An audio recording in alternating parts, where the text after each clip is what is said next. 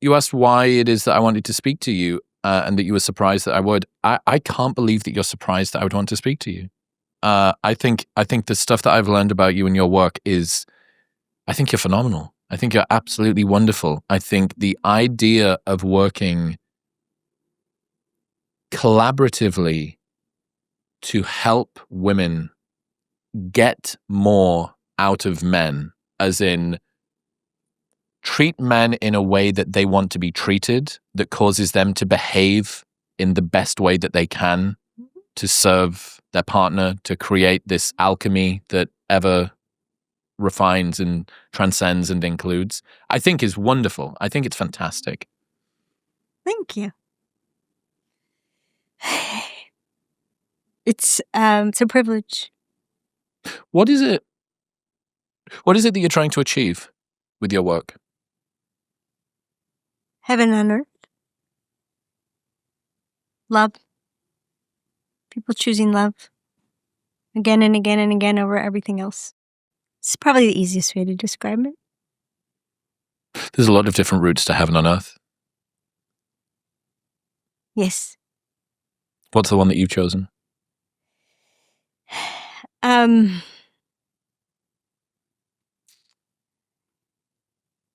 Oh boy, there's so many ways to go with this. I would say the one that I've chosen has to do with paradigms. Exposing paradigms, revealing paradigms, reverse engineering, how the way that every paradigm makes certain things easy, simple, obvious, and makes other things impossible. And if the results that you want are impossible in the paradigm you're operating in, get a new one. Invent a new one. And even trade them out. This gives me access. Okay, let's go there. And since I started studying men in February of 1991, when I found out I was bringing out the worst in y'all, which was great news. I don't know if you've seen that in any of the content you've watched. This is the best news. Can I swear? You can swear as much as you'd like. Oh, good. We have a policy about swearing, and that is that we do. But we are pro-swearing. We are proudly pro-swearing. But only because you can't separate truth from transformation. If you water down the truth, you water down transformation. Oh, and you are molesting the truth by getting in the way, by limiting people's ability to use language. Well, you water it down. And I'm all about potency. Mm-hmm. And so precision and potency, I think like an engineer, so reverse engineering, and then depending on the result you want, like there's such a thing as too potent for a particular result. Yeah, it's too refined, too condensed. Yep. Yeah, I love the word precision. Yeah, or there's, in some cases, I'll generalize. I'll generalize and I'll swing the pendulum so people can find themselves. Mm-hmm. So it's purposely imprecise, right? Yeah, the best songs do that as well. The best songs, music songs. I think there's a degree. I think there's a degree of vagueness in lyrics. So for a long time, just because I hadn't thought about it enough, I assumed there was nothing that could be said in a song that couldn't be said in a book or a podcast, because I have way more words. I'm way more precise. I can explain, I can revisit, I can loop back, I can come from a different angle. But there's tons of stuff that you can say in songs, regardless of the fact there's a melody. There's stuff that you can say, this is a better way to say it, there's stuff that you can say in poetry that I can't say in a podcast. Yes. You go, well, the poem is limited by its pentameters and the syllables and the phrases. And how is that the case? Well, because the vacuum, the absence of explanation allows people to inject themselves into the story, and it sucks them in. So the purposeful vagueness resonates. Well, that's why Keys of the Kingdom and the Queen's Code and the sequel to the Queen's Code, which will be the King's Code, that's why they're Like there's sex in those books, but it's vague. The more explicit you are in a sex scene, then people are judging. Like, do I want that? Or no, I don't want that. You just leave it just broad brush strokes, and then everybody finds himself in there. They fill in their own pictures, and then it can resonate and can get through. Are men easy to please? How rigorously are you using the word please? However it lands for you. Okay. All right. We'll go in then. So there's please and there's pleasure. And when men talk about pleasing women, they're talking about causing pleasure. Thank goodness. That's how you mean it.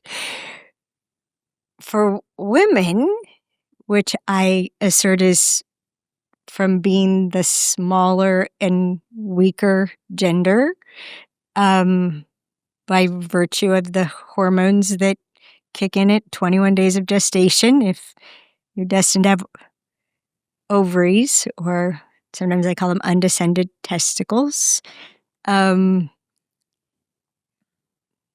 we're just always going to be that way.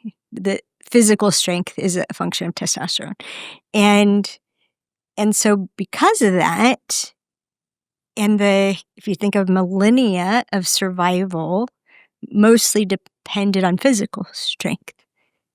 Earth is a physical paradigm. There's physical dangers. You need the brawn, and so.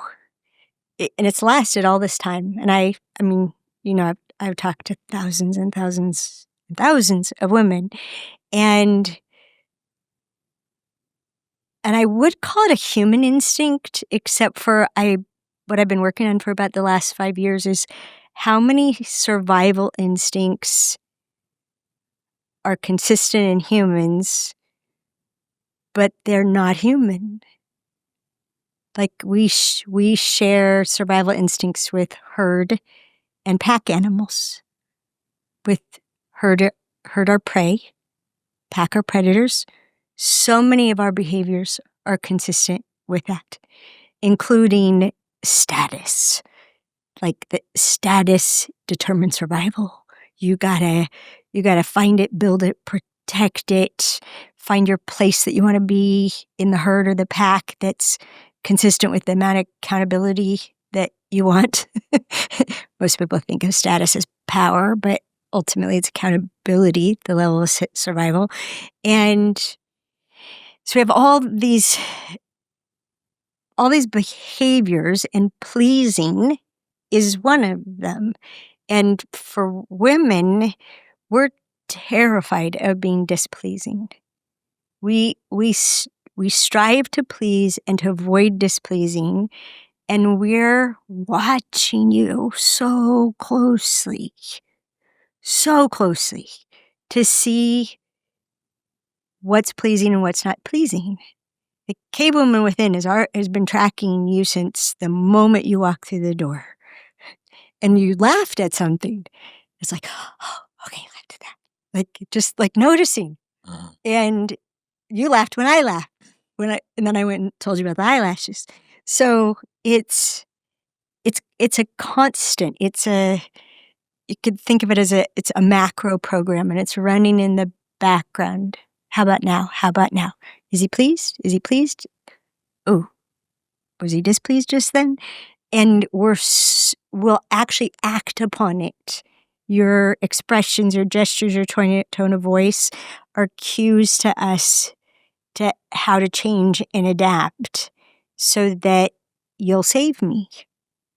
Because we don't know who men really are, we think you're only going to save the women you're pleased by.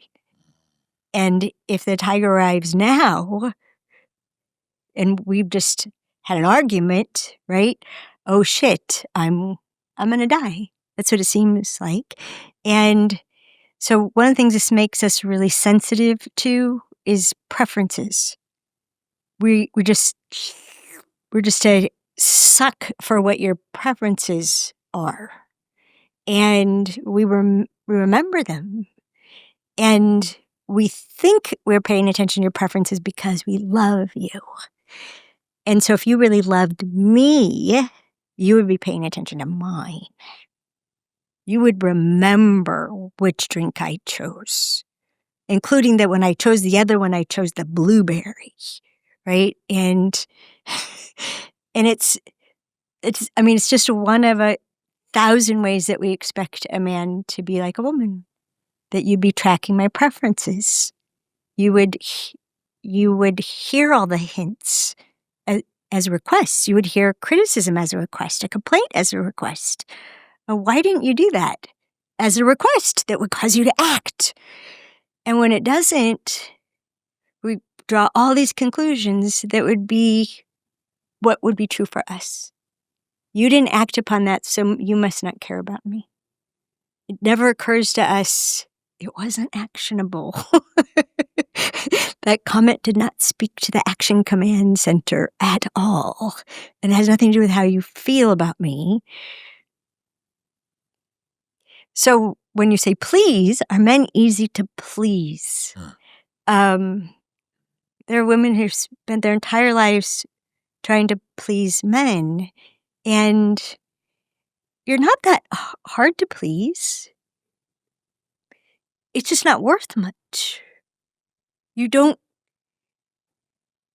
point in a man's life for what he cares most about is being pleased.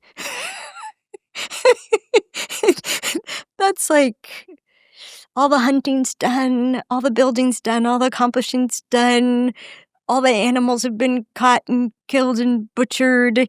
So now we're going to pay attention to what type of beer do we want. But that comes after everything that men are driven to do. We've created everything, we've protected everybody, we've provided for everybody. Oh yeah, no, I'd rather have a Dos Equis. It's so tiny, the meaning of being pleased to a man. But yet women are zeroed in on being pleasing, and then they miss the substance. They miss... would a man rather be pleased or empowered? Wow. Would a man rather be pleased or admired? Would a man rather be pleased or accepted? Would the same not be true for women if you offered them that task, that option?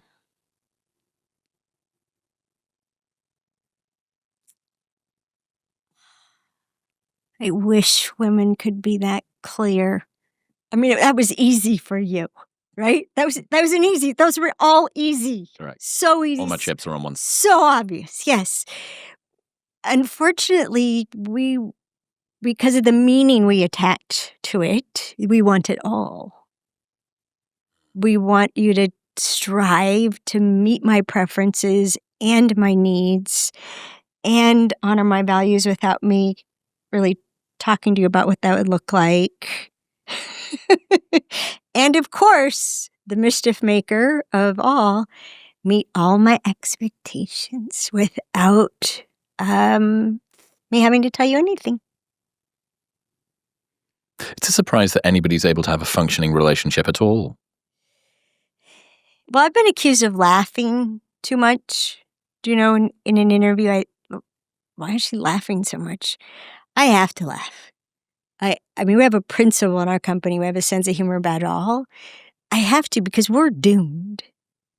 A surprise? It's a miracle. We have opposing instincts. We seek the way I seek safety, and you're likely to seek security. Men only use the word safety when they're talking about, okay, my family's safe, or you're safe to talk to. That's what men will say. She's safe to talk to. The rest of the time, you don't pay attention to safety. You pay attention to being secure. And it's fact-based. It's not a feeling. Can you delineate between safety and security for me?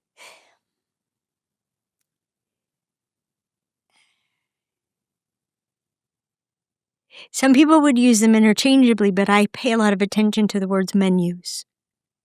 And as I just said, I've only heard men use the word safe in regards to safe to talk to, and my family's safe.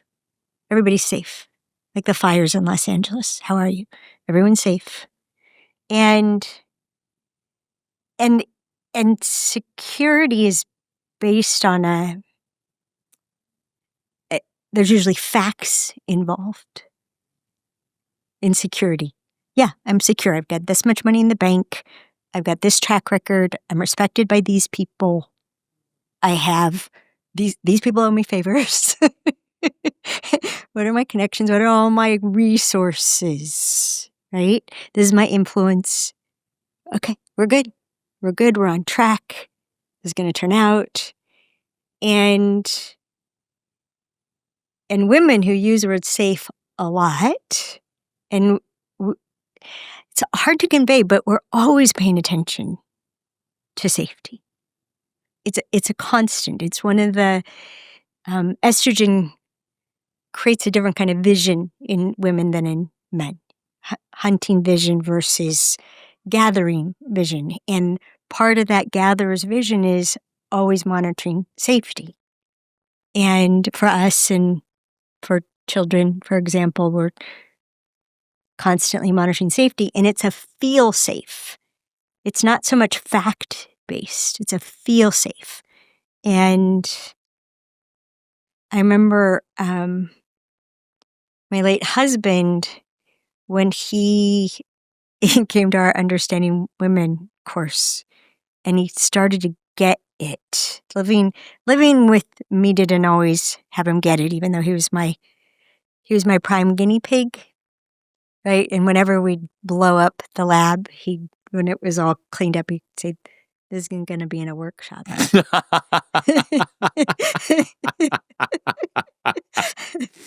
Yeah. And I'd say, if you're willing, and he would say, if it'll make a difference. And he got so much acknowledgement when he'd sit in the back at the Understanding Women workshop, and I'm teaching men to understand women, and the women are learning to understand themselves at the same time. They didn't know this about themselves. It took about, I'd been studying men, I think, for about 12 years by the time I realized I could translate a woman into a man's reality. And, but he got it, and he got this thing like, Greg was a car guy, right? He left me 3 convertibles, and including his favorite, the Porsche. And so moving in and out of traffic, and that was just fun for him.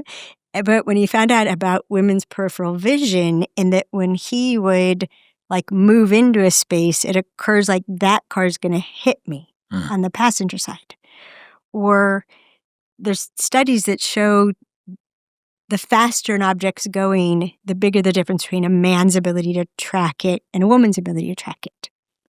That's interesting. Yeah. So he would be he would be approaching and just slide over. Remember, we're just come out of Las Vegas towards LA, and he's slide over, and I'm sitting there, and I'm having this terror reaction, and I'm trying to fight it with facts. He's never hit a truck. He's never hit a truck. He's never hit a truck. He's never hit a truck.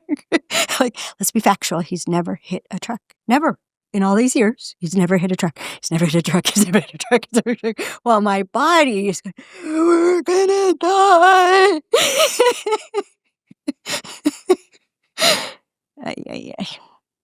So, I'm not sure how we got there. But where do you want to go now? Safety and security. Yeah, so if I'm pleasing you, then I'm feeling safe. Because there's no way that a man who is pleased by you would not also look out for your safety. We think that. We think that, but there's so many things that women trust too much including trust. But one of the things we trust too much is connection.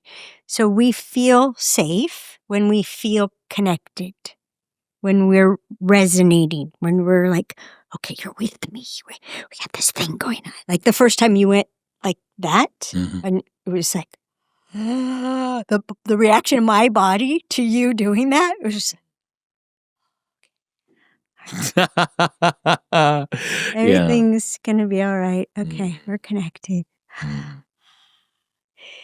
But again, I didn't do it for you, but I'm glad it had that effect on you. I assumed it was real. But we're constantly monitoring it. So in the next moment, are you still connected? Are we still connected? But what I mean by trust too much is a woman will think, like women in sales, are mystified when a man doesn't buy. But we had such a great connection. You know, he doesn't ask her to marry him. But we have such a great connection. We should get married. But like anything that you don't say yes to when we have a great connection it's shocking. We think it should count for more than it does. Way more. Like interviewing men, 12 things that make a person the right person to commit to, the right person to marry. Love and connection are not in the list of 12. And they don't show up. Oh, we have a great connection. No, there's 12 things, and they're all factual. They're all practical. Men are so much smarter about commitment than women are, and yet you're accused of being non-committal. No, a whole other myth to blow up. I was talking to Ryan about it. Y'all are naturally committal. Testosterone creates single focus. Single focus is commitment. Specific destination, result, a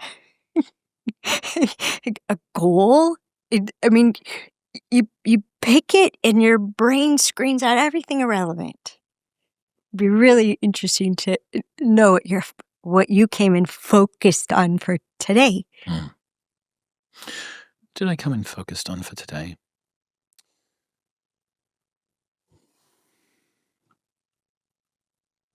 So I have a tendency, like a lot of insecure overachievers might do, to focus on control, planning, reduce down the optionality of the future so that I know exactly how things are going to go. That makes me feel quite secure. Yes. You want to blow that one up? Has this turned into a fucking therapy session? I've inverted this into a therapy session or what? It's not therapy because it's not personal. I understand. It's human. Let me just finish that one out. Yes, I would love for you to blow me apart in any case. I apologize for interrupting. No. You interrupt away. I don't know what it is. I've done over 1,000 episodes now on the show, and sometimes I turn up with a real focus. There's something that I want to get out of this episode. And today, and because I'm trying to push my limits of discomfort around lots of patterns that have been around for a very, very long time, I really wanted this to be emergent. I really wanted to see what comes out of this. How does it feel to be in the room with Alison? Like, how do I feel around her, and what am I interested in? And I don't need to try and control. Oh, well, because in the back of my mind, there's a bit of me that says, well, I've still got the open loop around the please men thing. And she said that that's not what's most important. So I need to go back to that at some point, and I need to say, okay, please men isn't what's most important. Let's go through that. Well, she's just opened up this really lovely window about the 12 things that you need in order to choose whether someone's the right partner. So we need to go back to that. But she's also got this window open, which is that she needs to blow open my desire for security. So I'm like, I've got this branching tree that's sort of getting very tentacly. But I'm also I really, really wanted to get comfortable with just sitting in the flow and doing that too. So I'm trying to balance both. My intention coming in was to just really sort of sit and see where you wanted to go. I trust you. I genuinely trust you. And I think we were going to have an interesting conversation no matter what, no matter how weavy it gets or how much it meanders and lists around. Yes. I want I want to hear these 12 things. I think the 12, it's too big of an open loop for me. I'm sorry. My old pattern's coming back in to get me. You put a pin in it. Yeah. There's a lot of things worth putting pins in. What are the 12 things that people should decide whether a relationship is compatible or not based on? Oh, I wouldn't say they're shoulds. It's what I've learned men look for. Okay. That make someone the right person. Okay, so we've got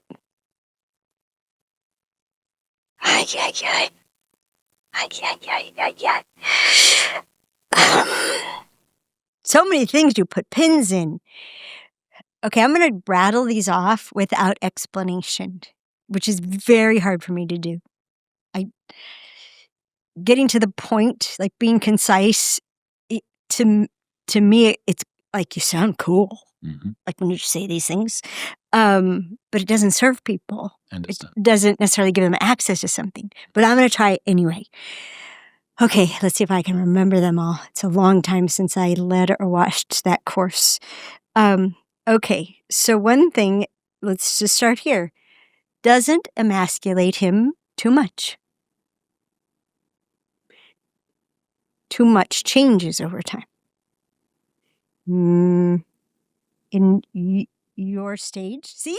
I can't. You're doing it. Come on, Alison, let's move on to number 2. Okay. God, you only got one in. Okay. We're 1/12 of the way there. I Fucking know, 8%. But it changes. Okay. What's not too much to a prince No, is way too much to a king. Stop it. Okay, stop it. Doesn't emasculate him too much. Too much. She likes him. Genuinely likes him. There's volumes on that.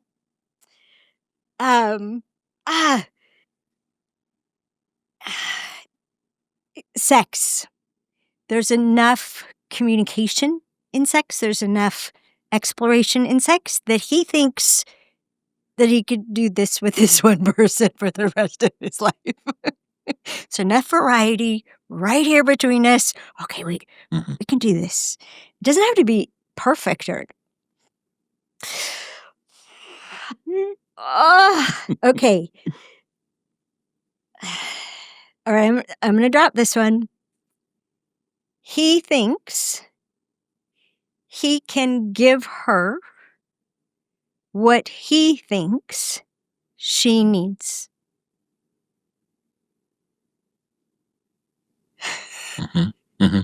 That's a cliff. How he figures out what she needs is a whole topic.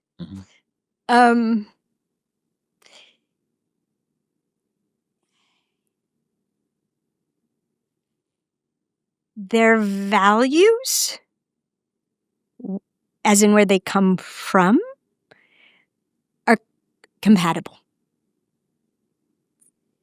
They don't have to be exactly the same. They can even be complementary.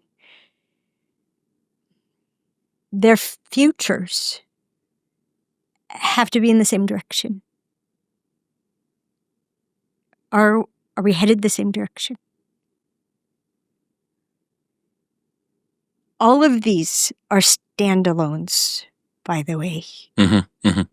Each one of them matters.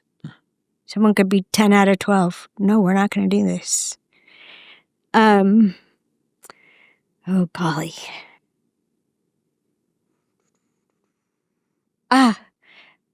Communication. So sex was one area of communication, but communication in general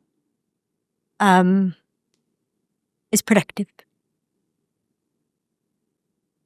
It's got to solve problems. It's got to identify problems, solve problems.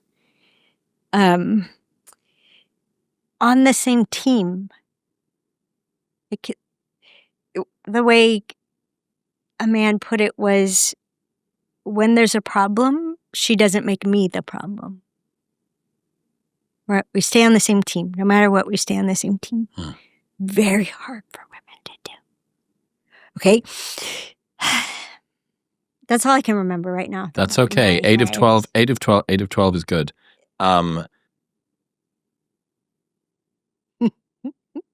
I see my friends and myself in all of those. Ah. There we go. She's attractive to him, which women don't understand at all. She's attractive. What we would call him making sense of men, both sexually attractive, and he's charmed and enchanted by her. She's special. I think women wildly underestimate how much men are attracted to charm. Oh my gosh.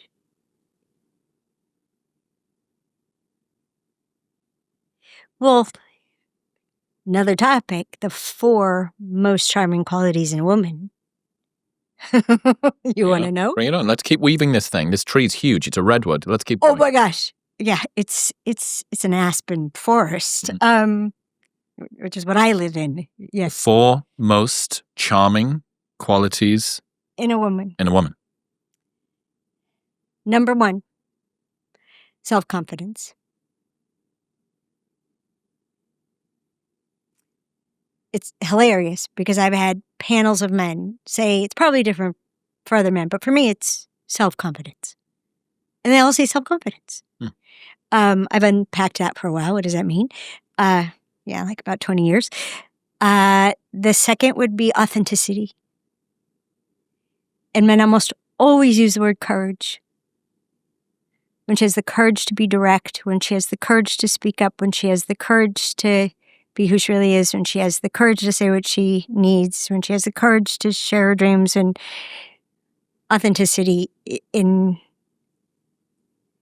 so much of being a woman is about pretense. Seriously, we're taught to pretend. Pushed. What was it called? That bra? The wonder bra.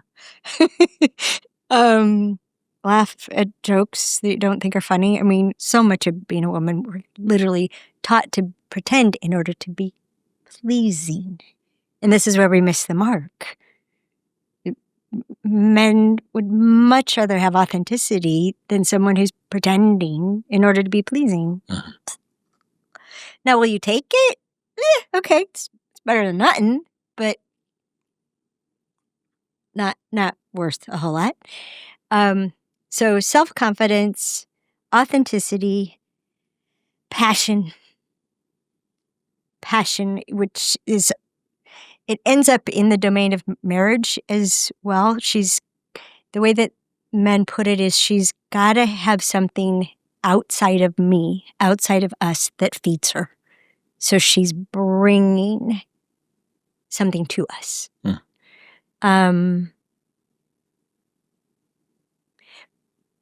Can I go down this way a little bit? It doesn't seem to matter what she's passionate about, as long as there's a passion. A shared passion, though, is how cool is that, right? Yeah. And women wish that men would listen to them talk longer, but they don't know that how long you can listen to us talk depends on how we're being. If we're complaining, give me about 30 seconds. If we're talking about something we're passionate about, and it's actually been measured that being with a woman who's obviously, I've had a show of hands. Men spend 2 days with me, and I go, okay, how many of you have a greater sense of well-being than when you arrived? They'll raise their hands. It's an effect of a woman being passionate. You guys actually, it can be measured. You'll have a testosterone spike, which is the well-being hormone.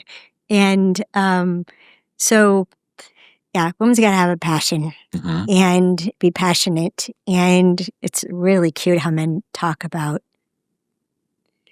my wife collects ceramic cows. I don't know why, but it's her passion. So I'll spend my time off buying her a ceramic cow. Like it becomes worth it. And then the fourth one is the most difficult for women, because And they don't know why it's so difficult, because self-confidence, authenticity, and passion all shift how a man's being. And it's the opposite of sexual attraction, which self-confidence crosses over. But then there's shiny hair, which is an indicator of being fertile. There's a shapely body, all kinds of definitions of that. Men have no control over their imprint of the shape that gets them. Sensuality, being present to the pleasure your own senses are bringing you, which causes men to think of the pleasures that they would like to bring you. And then the most is sexual energy. And it's the way I used to say it was, it's the energy a woman puts out when she wants to put out. And so, but these cause a man to want to take. Give me that. I gotta tap that. One of the things I got in touch with about 15 years ago was, like, if we were paying attention, not just subconsciously. Do you like dogs? I love dogs. You love dogs. Have you ever trained a dog? Try to. So as in humans, we had the limbic system, right? Which is always a split second ahead of the prefrontal cortex, right? So this is the impulse to do, and then this is choice. This can override. Well, a dog, I have a border collie, and when he was a puppy, I started training him as if he were a horse, which proved really effective. And his body would be shaking. And I realized that the shaking came from impulse override. And he wanted to jump up on me so badly, and he knew not to. It's just shaking. Well, what women don't know, and it's one of the crazy things about how much they lead with sexuality, is that a man is having the same reaction. That the impulse is grab it. Grab it, take it, carry it away. That's the impulse. And then he's overriding that. No. To whatever degree he has to, depending on how antagonized the most primitive instinct on the planet. It's why women feel really safe around gay men. There's no override. There's no vibration. There's no tension. You're just so easy to be with.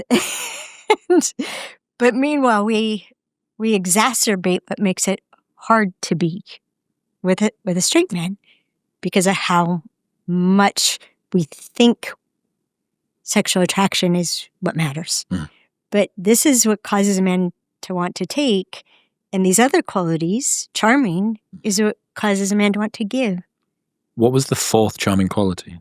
Haven't said it yet. Good job. Receptivity. Because the first three make him want to give. But if she's not receptive, she's caused him to want to give. And then she's like, no, I can do that myself. No, I don't need that. And I'll prove it to you. I don't need anything you got. What? That's being a man? No way. Am I going to be receptive to that? You want to give me your opinion? You want to teach me what you know? You want to protect me from a danger that you see that I'll argue against? Like, men are looking for women who are receptive both to who they are and what they want to give. What they need to give. Men need to give. Women need to give. We need to give. But both men and women suck at receiving. Just suck at it. It's one of the best skills to work on. you say that appreciation is a form of oxygen for men. How important is it for women to seem impressed or giddy or appreciative or receptive of their partners? Well, I call it peacocking. I remember when I realized that my soon-to-be boyfriend was doing it, because I was with my husband for 20 years, so I had to relearn everything after he died. And so a man is attracted to a woman. He thinks she's special. There's something. You guys are so perceptive. You can see it across a room. Oh, who's that? Oh, she's special. Right now there's something at stake. Now there's a nervousness. Now being turned down. Ouch, right? And so he'll try to impress. But if she's not impressed, you guys know, if you can't impress her, your chances of making her happy, that's number 10. We're going to end up excavating the remaining 2. Yeah, he knows he can make her happy. Huge. Men marry women they know they can make happen. Men don't marry women that they love, but they know they can't make her happy. They, if they can't impress her, like, oh, this is a non-starter. If she's not impressed, which is like this much, how am I ever going to make her happy? Well, I mean, I certainly know for me, the sense of being impressive is a wonderful motivator. Yes. Do more of that. Good boy points. Points. Men play for points. And it's not, I don't know, good boy be minor, but it could be, patronizing or matronizing, right? But good job, or wow, or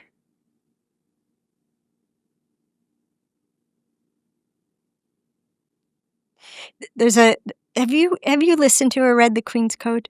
Yes. Yeah, read. Okay.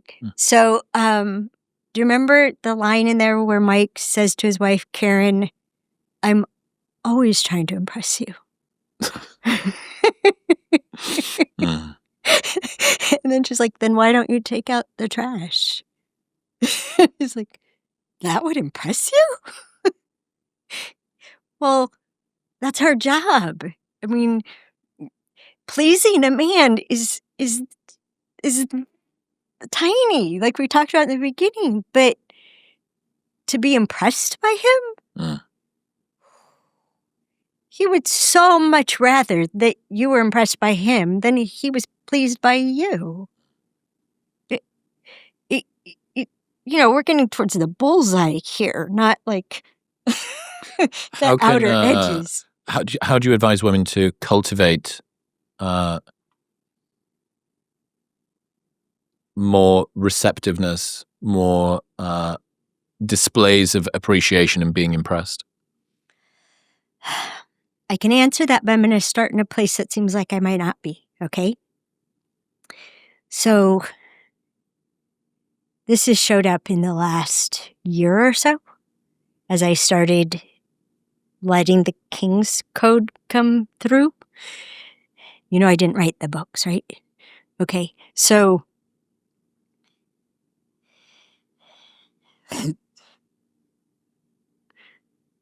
women have an instinct that anything important, we have to tell you when and where we were when it happened.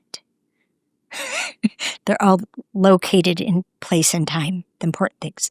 So I was in my car driving to Wyoming when the King's Code started downloading. On the day that I put on my calendar that I was going to start typing it. And it didn't get the memo that my daughter needed me. I was going to Wyoming. I'm not in front of my laptop. It just came. It just started coming. And what I was shown was how men and women both are always scanning for strength, searching, hunting for strength. scanning for strength depending on the brain. And women are scanning for strength that tells me you'd make a good provider, you'd make a good protector, you could save me from the tiger, you could make sure I don't starve, and oh, with those eyelashes, I want to have your babies.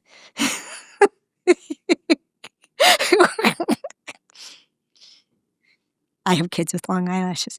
So it's cute to watch. You're kind of blushing. It's charming. Adorable. It's a delightful compliment. So we're scanning. Procreate, protect, provide. Procreate, protect, provide. And what we don't know is that men are searching, and they're searching for strength.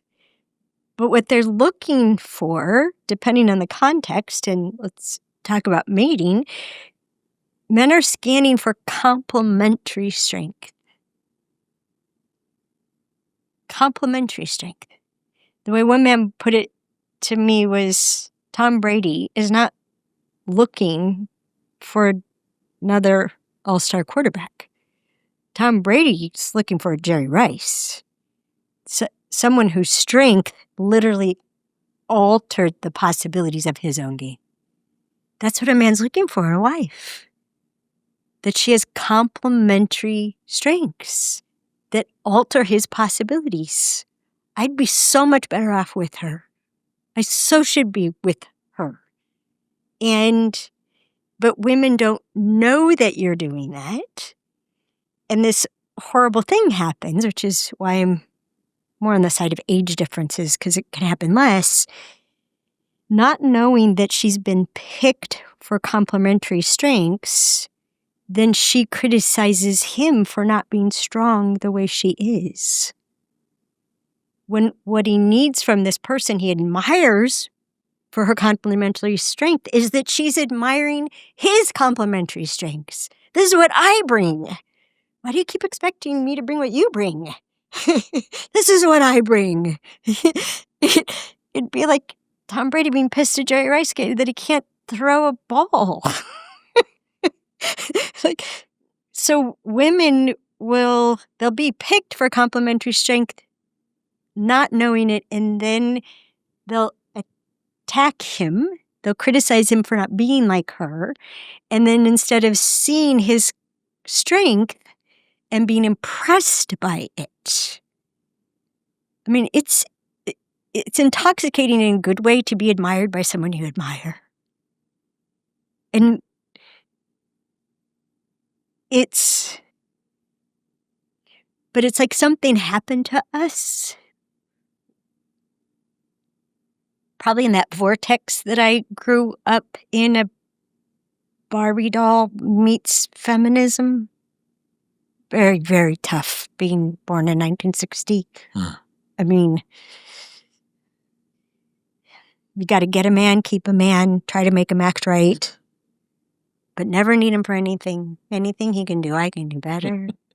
Oh yeah, this was my message. I think it's still the message now. It is. Yes, you have to have thigh gap and a man. But don't need him for anything.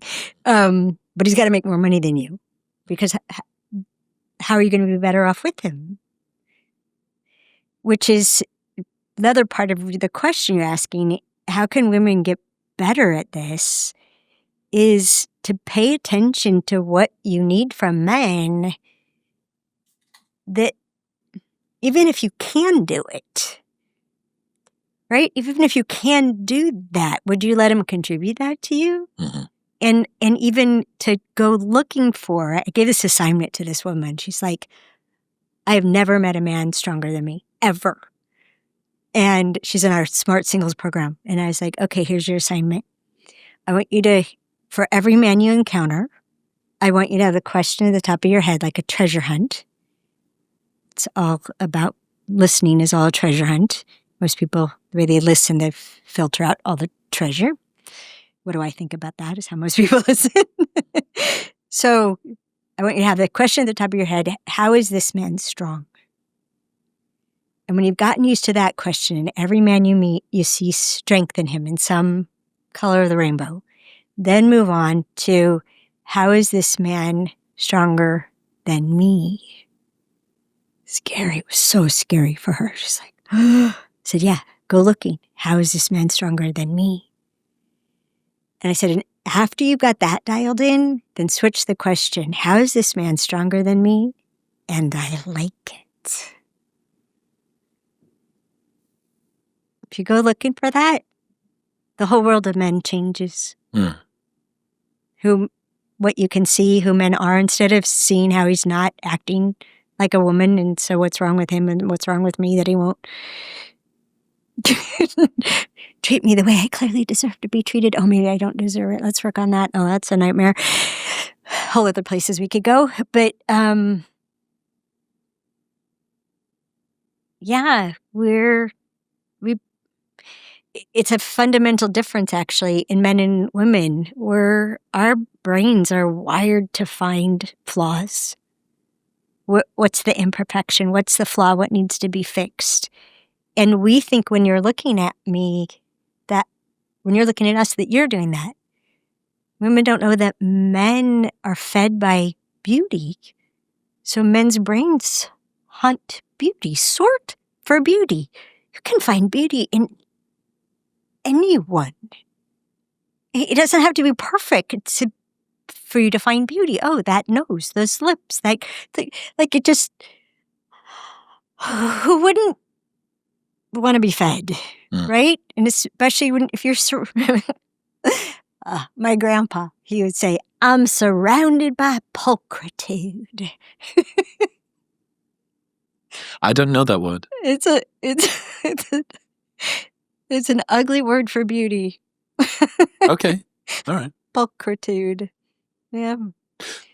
The desire of men to feel needed and useful, I think is really interesting. And it is certainly coming into conflict with a modern environment that is teaching women that men are optional as opposed to mandatory investments in that way. I wonder whether career women who have spent years cultivating masculine energy in their job, but also want to be looked after, make it a difficult situation for the guys, because women can behave in a hyper-independent way, like you don't need looking after. So they get treated as such by men. So the very thing that they want is the very thing that they signal they don't need. And if men think, well, I've tried to do these things and she didn't really seem that impressed, and she's adamant that she's got it herself in any case and she doesn't really need me all that much, I'll just stop offering it. I saw this really fascinating Instagram reel a few months ago that said, in a relationship, men start off treating a woman the way they want to be treated, and after a while treat the woman the way that they have been treated by her. And this, like, I want, but I'm also really trainable. I'm super, super trainable. And after a while, this is what I've been crafted into. That was what I wanted, and this is what it seems like you wanted. And this challenge that women have here of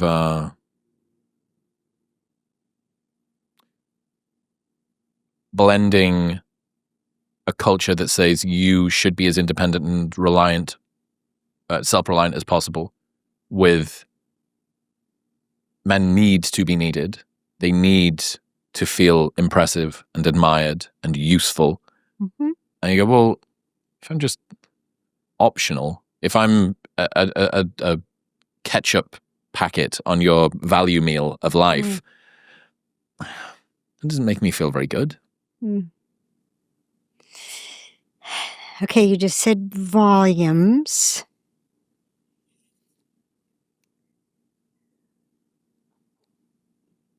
The place that you started.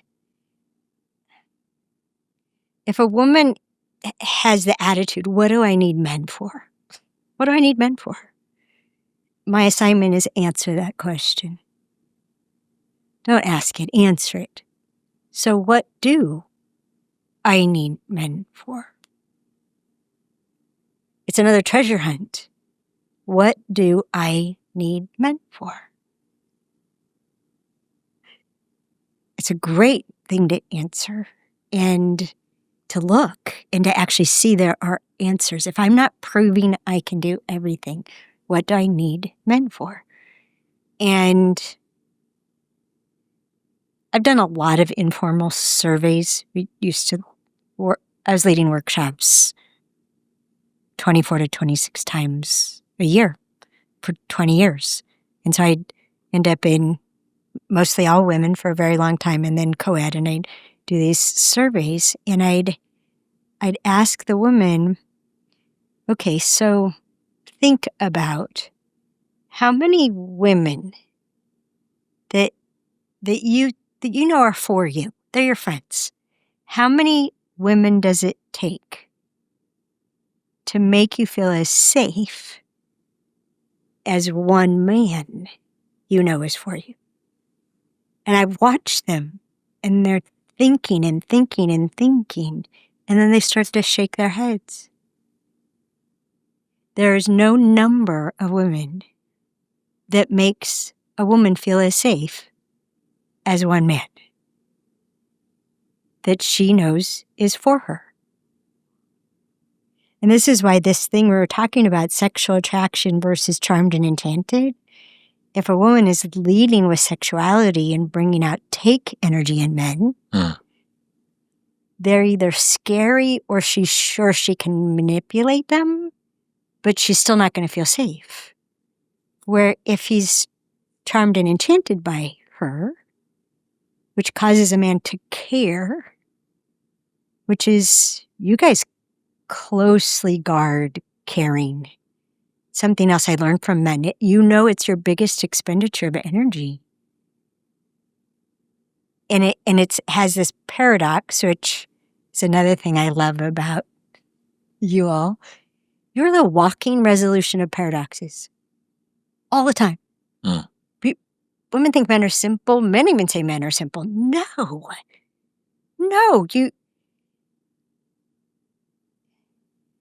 Not caring can feel like freedom. I don't care. I'm free. But not caring can turn into, I have no purpose. My life is shit. It's not for anything. Right? And then men have said, when a woman needs something from me, I have a purpose. It's just like, there's something really beautiful about it, and I think of it like this. You're making those other words. I think of it like this. I call it the stairway to heaven. Providing, receiving, in this beautiful dance, if we're allowing for it, if we're feeding it. And you asked about appreciation. Appreciation it's feeding. It's feeding providers, and providers are grateful to be received. You let me. I asked a man once, why do you do so much for me? He said, because you let me. Oh, women aren't very good at letting men these days. Haven't been for a long time. Letting men provide what they're compelled to provide. And so there's so much that's cattywampus, but the addictive thing is such tiny changes make such a huge difference. And like, I was teaching a course in Edmonton, Alberta, Canada, and we had just done that part about how many women make you feel as safe as one man.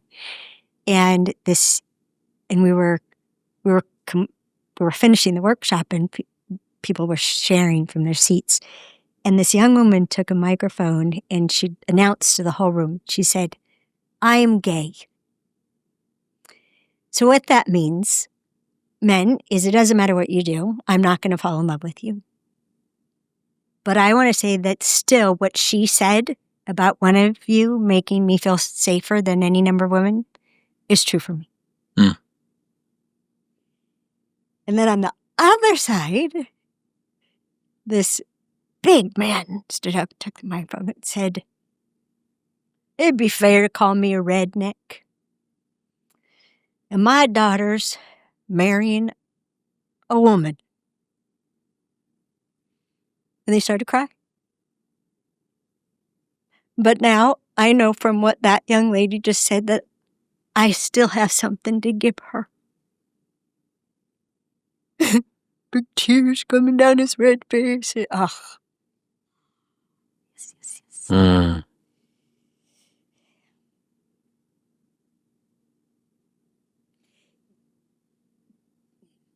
Another way I would put it, Chris, is that femininity is a gift to women from men. That femininity is its own kind of strength, feminine forms of power, its own kind of magic, mystery. I learned all this from men, by the way. But as long as we're being the warrior, we're the hunter, we're protecting ourselves, we're providing for ourselves, we have no energy left or space left to be feminine. Until we let ourselves be protected, till we entrust you, which involves information women don't impart. Honey, what makes me feel really safe is, oh, I mean, you said trainable.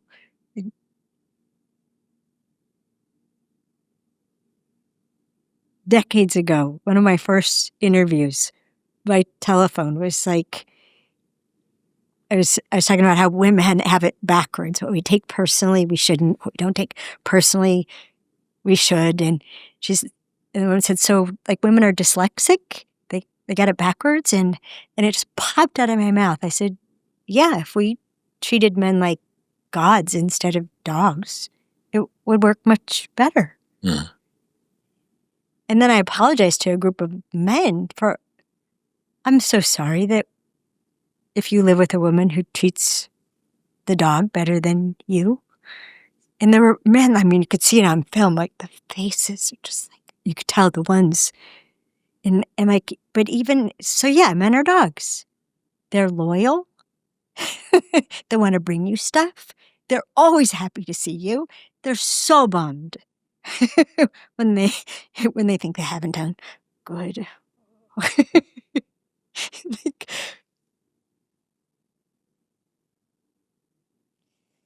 okay, where are we going now? It's interesting, the direction of the arrow of causation between these two things. So I saw a tweet a while ago. Trying to jumpstart me. Yeah, I am. Riling you up. You haven't even had the caffeine yet. The direction of causation? Like what? Someone who's obsessed with cause and effect? Of course. The direction of causation? Yeah, so I saw a tweet a while ago that said, women love to submit, you just have to be him. And I think the suggestion here is that a woman's inability to be submissive or soften up or show needs is because their partner isn't doing something right. And it seems like you've kind of left both sides open a little bit at the moment, that femininity is a gift from men to women, that is something that occurs because we were able to protect and provide and make them feel safe, maybe a little bit secure, but mostly safe. But also women's... I'm sorry. As soon as you said maybe a little bit secure, I was like, oh yeah, that's what this is about. Mm-hmm. Yeah. Put a ring on it. Yeah, of course. Then I'm secure. You've promised all your friends. That's a big statistic. Yeah. That it's men's job. It's their gift, the femininity. I'm showing up. I'm protecting. I'm providing, etc., etc. But also that the receptivity of women, the preparedness to say, I do need you. I want to need you. I want to be able to open up. I want to soften. Mm-hmm. I don't think that tweet got to me a little bit. Women love to submit. You just need to be him, because it laid at the feet of men women's unpreparedness. It was almost like a shit test. You heard of shit tests from Pickup Artistry? Do you know what these are? Okay. So supposedly during the flirtation stage, women would sort of throw little sort of neggy jokes around to see how a man would respond. It's kind of a test of your self-assuredness. Okay, yeah, women maybe do that in a little bit of a way. It's like, I'll poke you a little bit and see how you respond. Are you able to stand up to this sort of a thing? And I get that. And I think that in the flirtation stage, that's an interesting challenge. If you scale that across the rest of time, throughout an entire relationship, on every different domain that you're trying to relate to your partner in, which is, in order for you to submit, you have to be this never stopping, unrelenting, completely omnipotent, omniscient, omnipresent force that is able to blast through. So, well, women love to submit, you just have to be him, is exactly the same as saying, my shortcomings are your fault. My unpreparedness to open up, my unpreparedness to be soft or to be gentle or to be submissive. That's not on me. That's your job to overcome. That doesn't sound very collaborative. I'm wondering, when it comes to the direction of the arrow of causation here, how you come to think about that with regards to needing. There you go. Oh, boy. I want a dictionary. I want to look up the difference between submit and surrender. Oh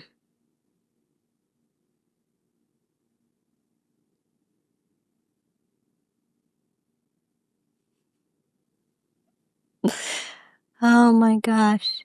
Let me just I'll just say this way. In a certain context, I love to be ordered around. Tell me what to do, I am a happy camper. In a particular context. Other than that, so submit, to me, submit has an element of putting up with. You're submitting. Like one of the things I teach is beware of demanding. Demanding doesn't work because the other person only has a choice to submit or resist. Interesting. And I think both will create resentment. I think with that, that is being used in the form of soften up or surrender, I think is probably what that means. So you're right to say, do you really mean submit? You mean maybe submissive, as in please take care of me, but not submit as in, okay, I submit. So I think you're right to call that out. Yeah. So I worry about that, and the him part is an impossible ideal. Impossible.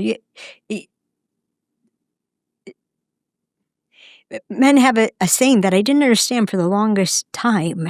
I'm only human.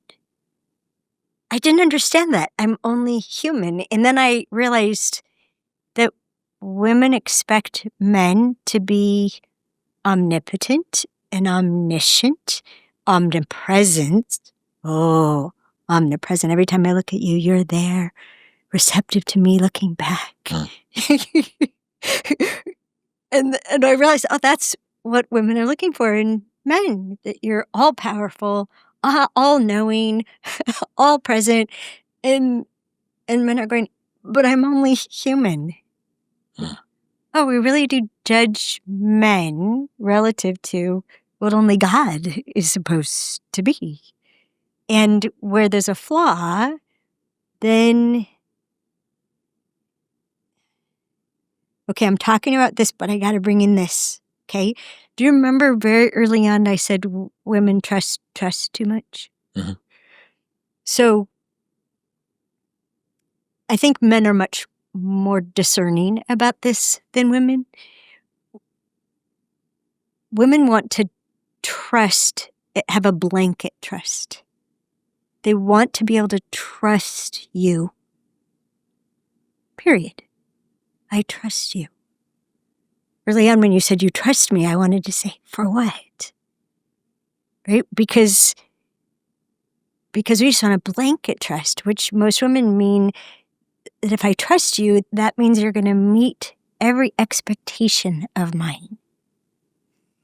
I can trust you to fulfill my stated and unstated expectations. To trust you to fulfill them even though you've never agreed to fulfill them. And that's, so we want to be able to trust you for everything. And if you do one little thing, now I can't trust you for everything. I can't trust you. So how would I ever surrender? How would I ever give up my autonomy and authority? How would I ever get on the same team and let you call it the play, for gosh sakes? Can you tell I love sports? And it's a great place to study, man. Oh, it's such a great place. So there's actually something people can look up. It's called the trouble with trusting the opposite sex. And I start with the trouble with trusting, period. And how we want this blanket trust, and then there's a blanket violation. Instead of what I propose, what I assert is you can trust everyone if you pay attention to what you can trust them for. I could trust my husband to eat chocolate every day, no matter what he said otherwise. When he died suddenly, and the kids came and they wanted to clean out his office, it's been 6.5 years. There are still mice finding Hershey's chocolates and leaving the foil behind, right? And so, but what can I trust him for? And so part of the clarity that men and women both need if they're looking for a mate or a business partner, what do I need to be able to trust somebody for? Be able to trust them for, meaning they're trustworthy. They've proven that they're trustworthy for that in order to have them be that important to me, in order to have my business in their hands, in order to have my life in their hands. What do I need to trust them for? And then find evidence before you commit. People commit way too quickly. The due diligence is like, oh, we have chemistry and I love him and he makes me feel wonderful and if I squint, yeah, I'm getting everything I need. Let's not look too closely at that. I trust that he will eventually. Once we get married and I start changing him. So the unreality around all this, it's primarily what we're doomed by. But besides opposing instincts, if we just were aware of opposing instincts and knew we had to negotiate opposing instincts, it can turn out. But being clueless about that, thinking men are a kind of woman and women are a kind of man, no, it's never going to work out. So this surrender part over here, right, has to do with trust. And what can I trust you for? And just being a grown-up, I can't trust you for everything. What do I need to be able to trust you for? What do I see that I do trust you for that? And there's evidence. It's based on evidence that I can trust you for that. Okay, cool. Is there anything else that would make a huge difference in my life if I could also trust you for that? And that's the thing to have a conversation about. And what would it look like? What would that look like to be trusted for that? Most women don't trust their husbands to load the dishwasher because he's not going to load it like her. He's going to load it so there's clean dishes. Acceptably clean dishes. It's one of the questions men ask me, like, are you going to close the door and have a party? Is that why everything has to be grouped just right? Okay. Then there's this other part that you brought up, needs. I've studied so long needs. When I first found out I was bringing out the worst in men, right, and went looking, what I was sure of was that men either didn't care what I needed or they were actively withholding it, like to get me. This was really my behavior in my first marriage, actively withholding. Oh well, we have our son, who's just like about 6 months younger than you. And then I found out men do care, really. They care about a woman. They care about what she needs, right? One of the 12 things. He thinks he can give her what he thinks she needs. And I thought, okay, cool. They want us to give her what we need. Oh, big problem. They don't know what we need. They think they know what we need. There's things they think we need, and men will project onto women their own needs. This is how men project orgasms onto women. Please, can I just go to sleep? It's late. I don't need that. So men want us to have what we need. They're willing to do what it takes to give us what we need, but we have to tell them what we need. And when I start teaching women that, they're like, but what if I don't know what I need? And then I figured out a way for them to figure out what they need, which is awesome. It's like so logical. Well, first figure out what you want to be. What quality do you want to be? Well, then what do you need in order to naturally be that quality? It's actually really, it's like magic. You can be anything you want to be. So then I was doing this for years. And then this woman stopped me on a break and said, there's something I need from my boyfriend, but he's not giving it to me. And I said, have you told him? She said, no. And I said, why haven't you told him? And that was a really fun snort. That was awesome. That was such a great snort. I've been practicing. And you were like right there in the microphone. Mm-hmm. So I said, why haven't you told him what you need? That's what I started teaching women how to tell men what you need in 1995. And men thought it was ridiculous. How could you have a 9-step process? We're simple. And then I walked them through the 9-step process. They validated every part of the process. What would go wrong if they didn't do that? And you would have encountered it in the Queen's Code, chapter 6. And so this woman, when I asked her, why haven't you told him what you need? And she said, because I can't get over what I think about myself for needing that. It's like, what? And it led to this whole study. I call it the point of view. I identified 6 different points of view that men and women have about what it means to need a particular thing in the first place.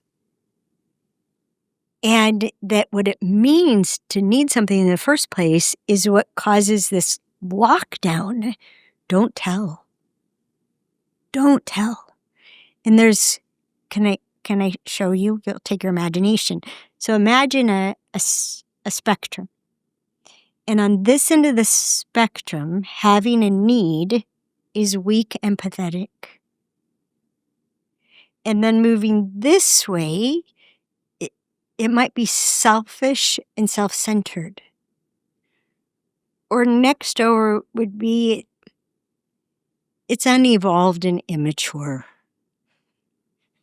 A grown-up wouldn't need that. A transformed person wouldn't need that, right? And then it gets to justified and reasonable. Yeah, I could see why I would need that. That's reasonable. And then there's bothersome and annoying. And this is here for a reason.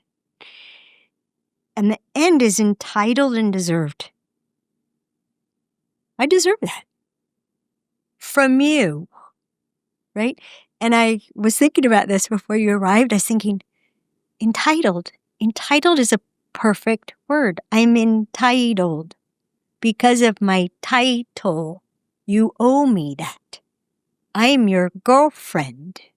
You owe me that. I just did a course on how, even when they agree that you deserve it, it doesn't make it happen. But we think that if I think I deserve it and you think I deserve it, now it's going to happen. Mm-mm. So what we saw, and it was so fun because you were talking about songs earlier, Alanis contributed to this. She was part of the weekend where I was distinguishing it with a bunch of people. And that basically what happens is wherever you are mostly live in regards to your needs, something has to work its way all the way over. Justified and reasonable might be expressed, because that's an okay thing to need. But most things have to work all the way over to, I'm now convinced I deserve this, and I've earned it, and you owe me, and I'm going to demand it. And so there are a lot of needs that don't make the whole trip, and so they never get told. They never get asked for. They might break the surface, like the tip over there, in a complaint. But a complaint is not an ask. Are you with me so far? Mm-hmm. So then surveying groups of women, and then later on surveying classrooms of men, most women will fall in their needs are justified and reasonable or entitled and deserved. The few that are bothersome and annoying, they just ignore it. But then when they're dead in a ditch, they're pissed at the people who should have foreseen that. I mean, it's really, really interesting dynamic. There's a lot of high performers here. And then a lot of high performers here because they got to keep earning what they need, right? So then asking men, because we do this whole thing for them to figure out and find out themselves, and we got a whole grade of what they say and all that stuff. About half the men ended up in their primary reaction to having a need is that it's weak and pathetic. They just don't need. Y'all are like Superman. Have you ever seen a Superman movie where he ate? No. No. Slept? No. No. You guys think you should be able to do anything and everything without sleeping, without eating, without being appreciated, without having enough sex, without... right? And so needing anything, it means you're weak and pathetic and don't dare. The warrior's never going to reveal a weakness. Never, ever. It'll be used against you. You guys are... It's another thing women are pissed at you about. You won't reveal yourself. Well, of course you won't reveal yourself. It'll be used against you. You're built to not reveal anything that can be used against you. Mm-hmm. Which is why men talk about what doesn't matter to them. There's a nobility in stifling desires. I think that's how men see it. Maybe not desires is quite the right word, but there's certainly a nobility in suppressing what you need. Yeah, it could be thought that way, that it's nobility, but if you just confront getting it out of your mouth, you'll see the fear.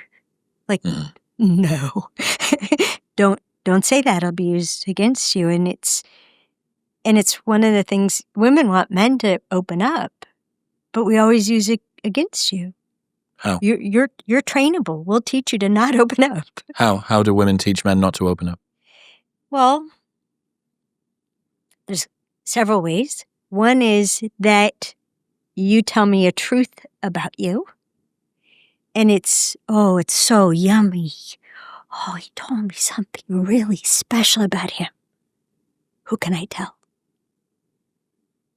So for a woman, that an admirable man, a strong man, a cool man revealed something to me makes me important. Status. Herd instinct. But it's only worth something if I can tell someone else. Cash it in. Yes. So you'll reveal to us and we'll reveal to them. it's a betrayal from a man's point of view. That's a betrayal. But you'll find out that we did it because it'll come back around. The end with revealing intimate information. The other thing we'll do is we'll use it against you.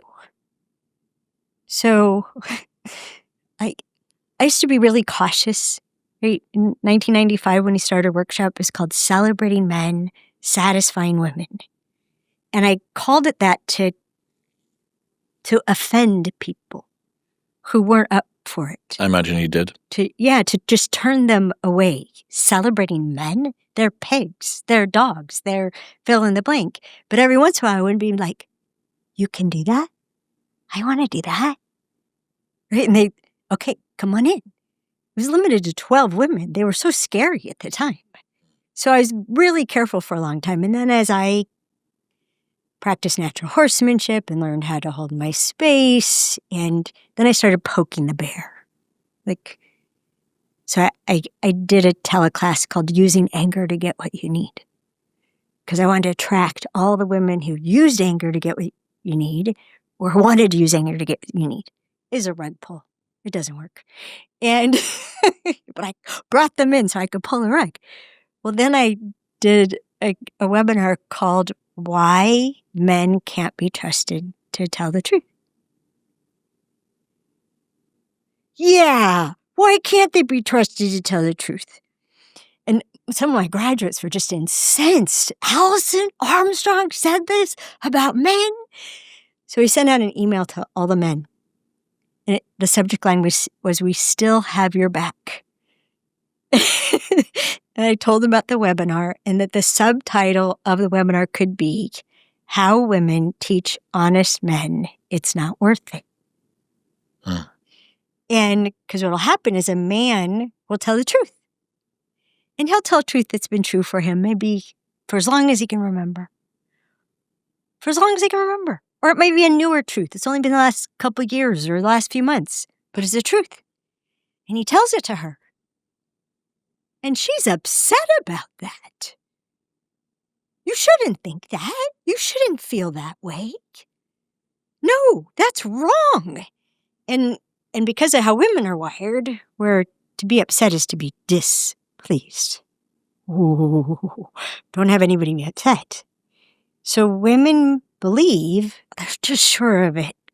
Chris, they're positive. They're sure that if you know how upset I am about what you just told me is true for you, you will change your truth. That you will, just like I would have. You will change your truth. No, men are smarter than that. There was no problem with that truth until it came out of their mouth, until they told her. It was fine as long as it wasn't said. So this is how men are literally taught, trained, as he said, to not tell the truth. She doesn't need to know that. She doesn't need to know that. She doesn't need to know that. But women cause that. And I mean, another thing I recorded called Why Men Lie, Why Women Lie. And, I like to drill down. And basic survival instincts for all species, fight, flight, freeze, we have reactions. And I discovered there's fight line, there's freeze line, there's flight line. I gotta go. But as I drilled down into it, and my kids had been young, children lie, horses lie, dogs lie. I've seen it in all of them. And I realized that lying is a basic survival reaction. It's just fundamental to survival. Just lie. Puff yourself up like I'm bigger than, right? Or hold really still. I'm not here, right? All these things. But once I saw that lying is completely natural and truth is my second highest value. So if lying is normal and not an aberration, how do you get honesty? You have to celebrate it. So like in my company, I have fired people for lying about lying.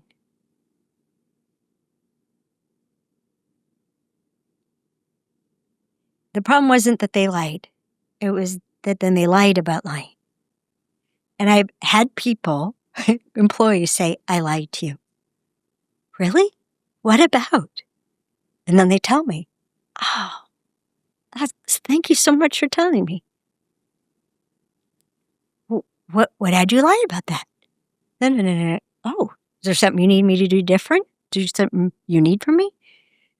Like, if you want the truth, you got to celebrate the truth, even if you don't like the truth. Or the way I would say is a man's got to get more points for telling the truth than he loses by what the truth is. Way more points. Mm-hmm. I love you, admire you, and adore you for telling me the truth. I'll get over the hurt feelings. Just give me a bit. But thank you. Thank you for that. Oh, you're welcome. Huh. We keep doing this a while? Can I tell you a funny story? We hadn't been together for very long. Dan and I, it'll be 5 years in a couple months, but we were very new to each other. And he knew truth is one of my highest values. Freedom is number one, which freedom and control. And I'm a freedom fighter. I want to set you free. That thing we were talking about before. Strategy is a cage. So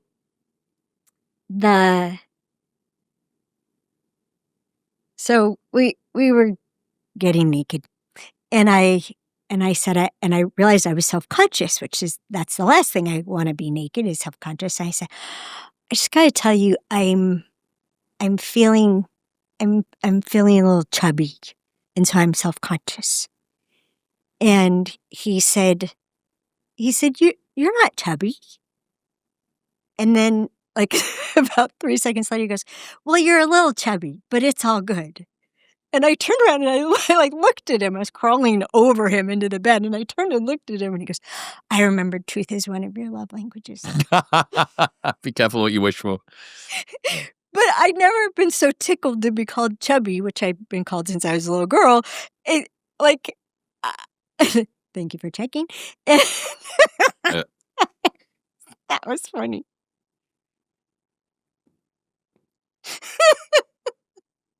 Oh, that was awesome. Isn't it great just to be real? Just to be out loud? It's so awesome. So yeah, that was like the happiest time I'd ever been called chubby, because he was just being truthful. And Dan's superpower, which I didn't even know could be a superpower, is acceptance. He's a genius at acceptance. He's like, yes, I'm perfectly imperfect. So are you. We all are perfectly imperfect. Oh, thank you. And it's, by the way, the difference in how men and women get married. When you guys decide she's the right person, it doesn't mean you think she's flawless. There even could be things that'd be nice if that went away. But when you choose, you buy the whole package. She is what she is, and she isn't what she isn't.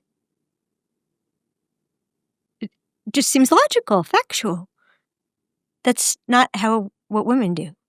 So you commit. You guys, when you guys commit, you commit all the time. Just like the whole thing, the whole picture, the whole package, just scoop it up. And we can feel it. And women who are like, where's the ring? Where's the ring? Give me the ring. I'm like, you guys, once there's a ring on that finger, he's going to be married. And he's going to start acting like a husband. And he's going to think he has a right to have veto power over dangerous things that you want to do. Where it's physically dangerous. Or a man who got engaged recently, I said, uh-oh, you're married. He was all happy. We got engaged. I said, does she know you're married? He goes, what do you mean? I said, you're all in. You're already married. The ceremony's just like for friends and family. And he's like, oh, and I said, are you more protective? Do you seem controlling? Has she accused you of being controlling? Yes. She's an actress. And she told me about a job she was offered. And I said, you can't do that, movie. And she looked at me like I was, what? And it had been the most natural thing for him to do, is protecting her career, her reputation, who she's becoming. No, you can't do that, movie. And she was just like, who the hell are you that you can tell me what to do? I'm doing my job. I'm your husband. He didn't say that, but that's what he thought. Women commit one acceptance at a time. One acceptance at a time. I know women who had a wedding 30 years ago, and they've hardly accepted anything. They've been trying to change him for 30 years. They're not actually married. Women don't understand how men be married. We're a team now. It's us. We're a team. We're a team about everything, aren't we? You don't do that right. You can't be on my team. It breaks my heart. I'm interested in the role of emasculation here. You mentioned it a couple of times. Yes. Kind of it's a word that I don't hear much outside of your work. I wonder whether it appears in different ways. I wonder whether men use other words instead of it to explain how they feel, when what they mean is, I feel emasculated. But I'm interested in what your definition of it is and why it's so important.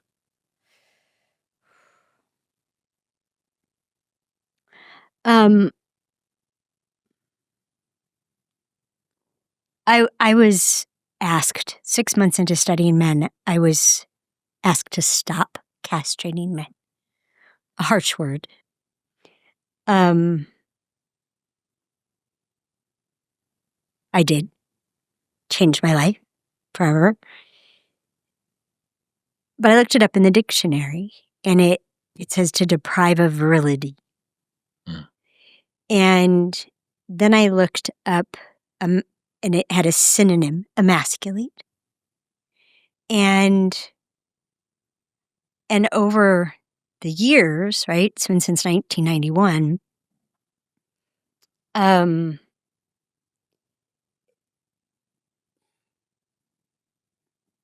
emasculation, the idea of emasculation, it got captured. His name is Tomer.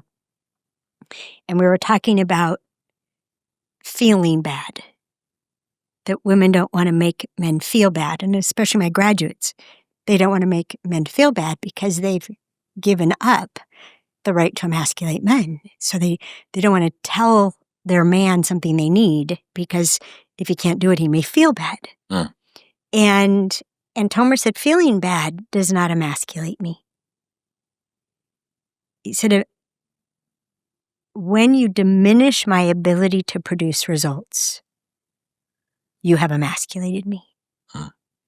And that sent me on a whole other trajectory of productivity versus connectivity, which goes back to that security through productivity, safety through connectivity.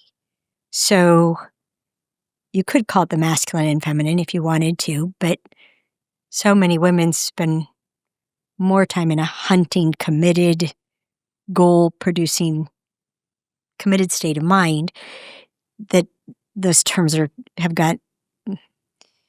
they were hard to deal with in the 90s. So much baggage to unpack. But if you're finding security through productivity, male or female, doesn't matter. If you feel safe through connectivity, which comes with an open state of mind, which estrogen naturally creates in the brain. So to diminish someone's ability to produce results as a man,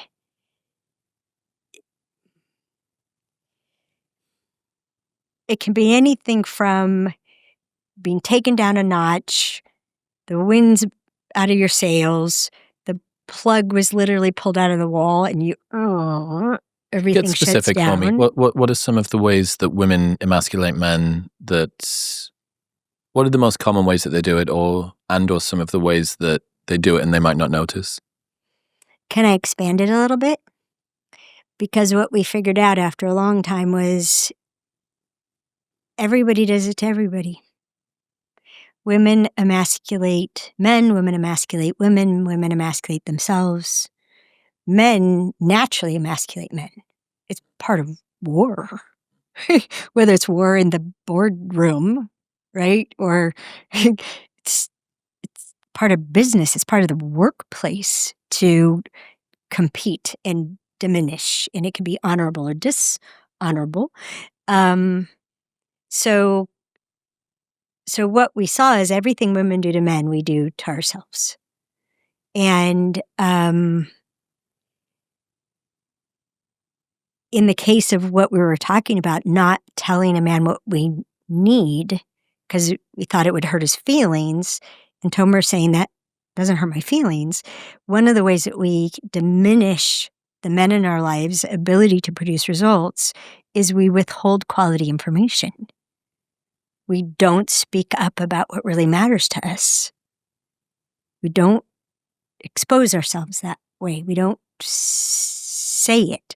This is why authenticity is so valued, so charming. And the way one man put it was a head turner, and you would have heard it in the Queen's Code, a strong woman, voluntarily vulnerable. So she's clearly capable, and yet she's admitting a need. Oh, it's breathtaking, especially if what she needs he can give her, and he knows he can give her, and she'll entrust him to give it, and she'll think it's worth 1,000 points. Oh my gosh, I needed that so badly. So that dynamic, right, can get really beautiful. But when we don't want to reveal a need because we think it's unattractive, if I need something, then I'm not perfect, and I'll be unattractive and less pleasing to you, and then you won't save me, and I'll die. You won't choose me. So it's just not speaking up about what we need. Okay. Is emasculating. Give me some more. This is a hard one, and I apologized for it earlier. We interrupt. So we'll ask a man a question, for example, and then he doesn't answer fast enough, so we'll interrupt his thinking, and he still doesn't answer, we'll rephrase, and then we'll interrupt him again, right? Give him options because he's too stupid for an open question. We think this stuff. But we don't understand that my husband helped me understand this. In studying natural horsemanship, Buck Brannaman was talking about how horses are seeking peace. And I was thinking about how much men have talked to me about peace. Yeah, we're warriors, and what do we crave? Peace. What do we want most when we walk through the door? Mm-hmm. Peace. Yeah. And so I asked Greg, so when you accomplish what you're focused on, then do you experience peace? And he would look at me in this, it was the sweetest way. He'd just be kind of like like when I was going, honey, the hierarchy of instinct. So is it protect, then provide, then procreate? Is it provide, then procreate, then protect? Is it? And he's looking at me and looking at me and goes, keep going. And I went, no. It's procreate, then protect, then provide. And he just smiled at me. So then I asked other men. They're like, yeah, of course. You create it, then you protect it.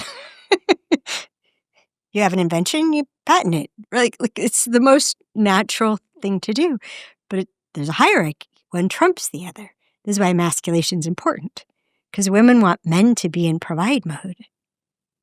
But when we criticize, which is a form of emasculation, a man will retract from provide into protect. And if it's a direct attack, like on your character, you're just like your fill in the blank, your father. Now he's protecting himself. And that's what brings out the worst in men, when they're protecting themselves, because it overrides their compelling desire to protect others. They're the smallest version of themselves, and they're protecting themselves. And they could shut down, right? They could withdraw, or they could attack. And women cause men to attack, and then we think that's who men are. Women cause men to withdraw, and we think, oh, you ghosted me, right? We have all these accusations after we've caused it by doing something like ignoring, for example, walking by a man day after day as if he's not even worth acknowledging his existence. Women do that a lot. But interrupting, this business of interrupting, when I asked Greg, I'm like, so do you get peace from accomplishing what you're focused on? And he gave me that look. Said, single focus is peace.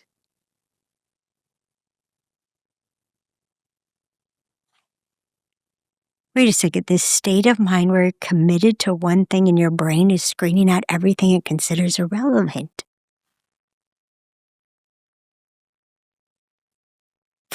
Single focus is peace. Your brains are designed to give you peace. You commit to something, it screens out everything it considers irrelevant.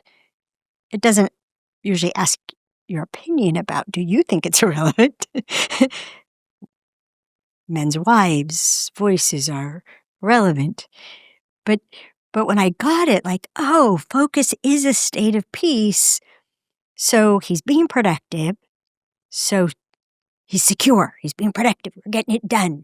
We identified the problem. That's productivity, right? Even just identifying a problem is productivity. And then she's interrupting him because she wants to connect. She can feel that he's gone. There's no connection. Honey, I'm going to the grocery store. What? Right? And so now she's uber disconnected and freaked out and thinks he's... But she doesn't know she interrupted his productivity and his peace. Blew it up, ran the train off the track. She doesn't know she did that, and he's reacting to that. So we interrupt. It's one of the biggest things I've been teaching women. Count to 30. Wait. Count to 30 again. Wait. But estrogen creates a brain that's in a constant state of interruption. We're monitoring so many things at the same time. We don't really understand interruption until we get older. Our hormones change. We get focused. Actually, I had to tell my daughter, I've changed. I'm not ignoring you. I'm just focused. She thought I was ignoring her.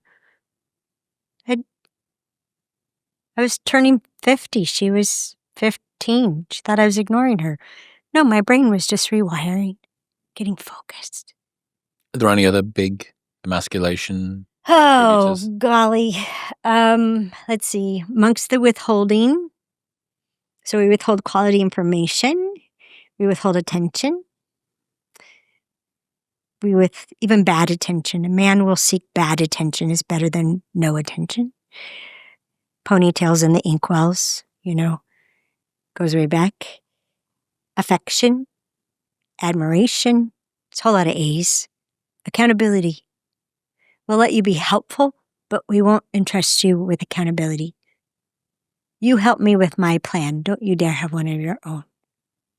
It's a whole area to shift how we interact. I call these the green emasculation because they're low energy, just what you don't do. Holding back, refraining from. The C's, we criticize, we compare, we complain. Even we have so-called compliments. Oh, a gentleman. Finally, you're so rare. Okay, you just insulted my whole gender, but I'm supposed to feel good about that, right? So let me see. I just was going through this a few weeks ago with my students. Let me see the board. Oh, there's the worst one. Be a better man. There are women who walk around sure that they are the best men they've ever met. What do I need you for? I am a better man than every one of you. I'm more everything than you. It's brutal. They could take out a whole room just walking in. What do I need you buggers for? I was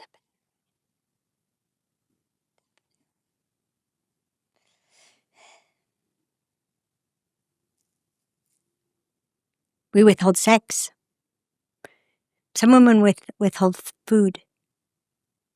Just watch them power down. Don't feed them. Oh, yeah. Mm-hmm. Oh, yeah. Brutal. Can I tell you something sweet? Mm-hmm. There was a woman who did the Celebrating Men Satisfying Women workshop when she was 86. And she came back to the second day of the workshop and she'd given up the right to emasculate men forever. And she came to the second day and she said, I've been withholding sex from my husband, but not anymore. and then he died a year later. Mm. And I asked her son, who's a dear, dear friend of mine, I said, how's your mom doing? He said, she's doing great. She knows she gave him the best last year of his life that she could. I was like, oh, that's amazing. What's even cooler, 91, she got remarried. Jeez. Yeah, it was super sweet. Ay.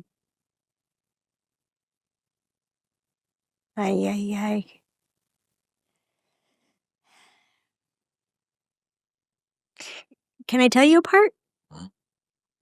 So, how we emasculate is here in the middle, like in terms of time, causation. So, over here is what triggers us to emasculate. And everything I've seen that triggers us to emasculate, which is one of the first things I had to learn after I gave it up, you could boil it down to fear and frustration, if you wanted to simplify. Fear and frustration trigger emasculation. And then there's how we emasculate. And then this piece, which I've referred to what we do about it, this is the thing that if you take it out, these can fall apart. Hmm. And what it is it's how we justify diminishing men. How we justify stealing your power, taking your feet out from underneath you. How do we justify it? So one of the things I've interacted with women for a really long time, 30 years or more, even before we started our workshop, I called it the transformation of the castration club. Talk to women one-on-one about what triggered them, what they did, and then why men deserved it. And they have all these different reasons why men deserve to be diminished. And it goes back to fear and frustration, but things like, well, they abuse power, or they can't be trusted, or they don't do anything right. Right? My mother's was, they're stupid. And was interesting is as I would see the justification, I could see the flip side of it. Like my friend, who her justification was they have too much power and they abuse it, was like, oh, because you think that and therefore you diminish them, they can't ever use their power for you. And she got it. She's the co-founder of our company. She got it in her bones. And she shifted so fast. She's my best student ever. So my mother, who was just determined that men are stupid, my father was a genius. My stepfather number 1, really intelligent man. Stepfather number 2, intelligent in a different way. Stepfather number 3, intelligent she really went through in a different way. Yeah. Great modeling. She could never avail themselves of their intelligence, their unique intelligence, because she was looking for them to be intelligent the way she was. And since they weren't intelligent the way she was, they were stupid. So this complementary strength thing,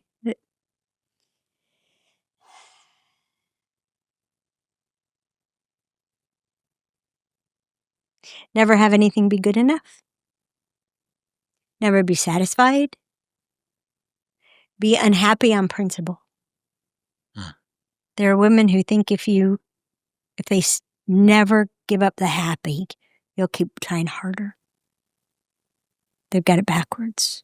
You give up the happy, he wants to know how much happier he can make you. Well, if that made her happy, what about this? They don't know that. You mentioned at the start, right at the top, that pleasing men is pretty low down on the triaged hierarchy of what men care about. Yes. Being pleased. What's higher up? What should women focus on? Well, I mentioned some of them. Being taken care of. It's stunning to men. Like, so, wow, you're looking out after me.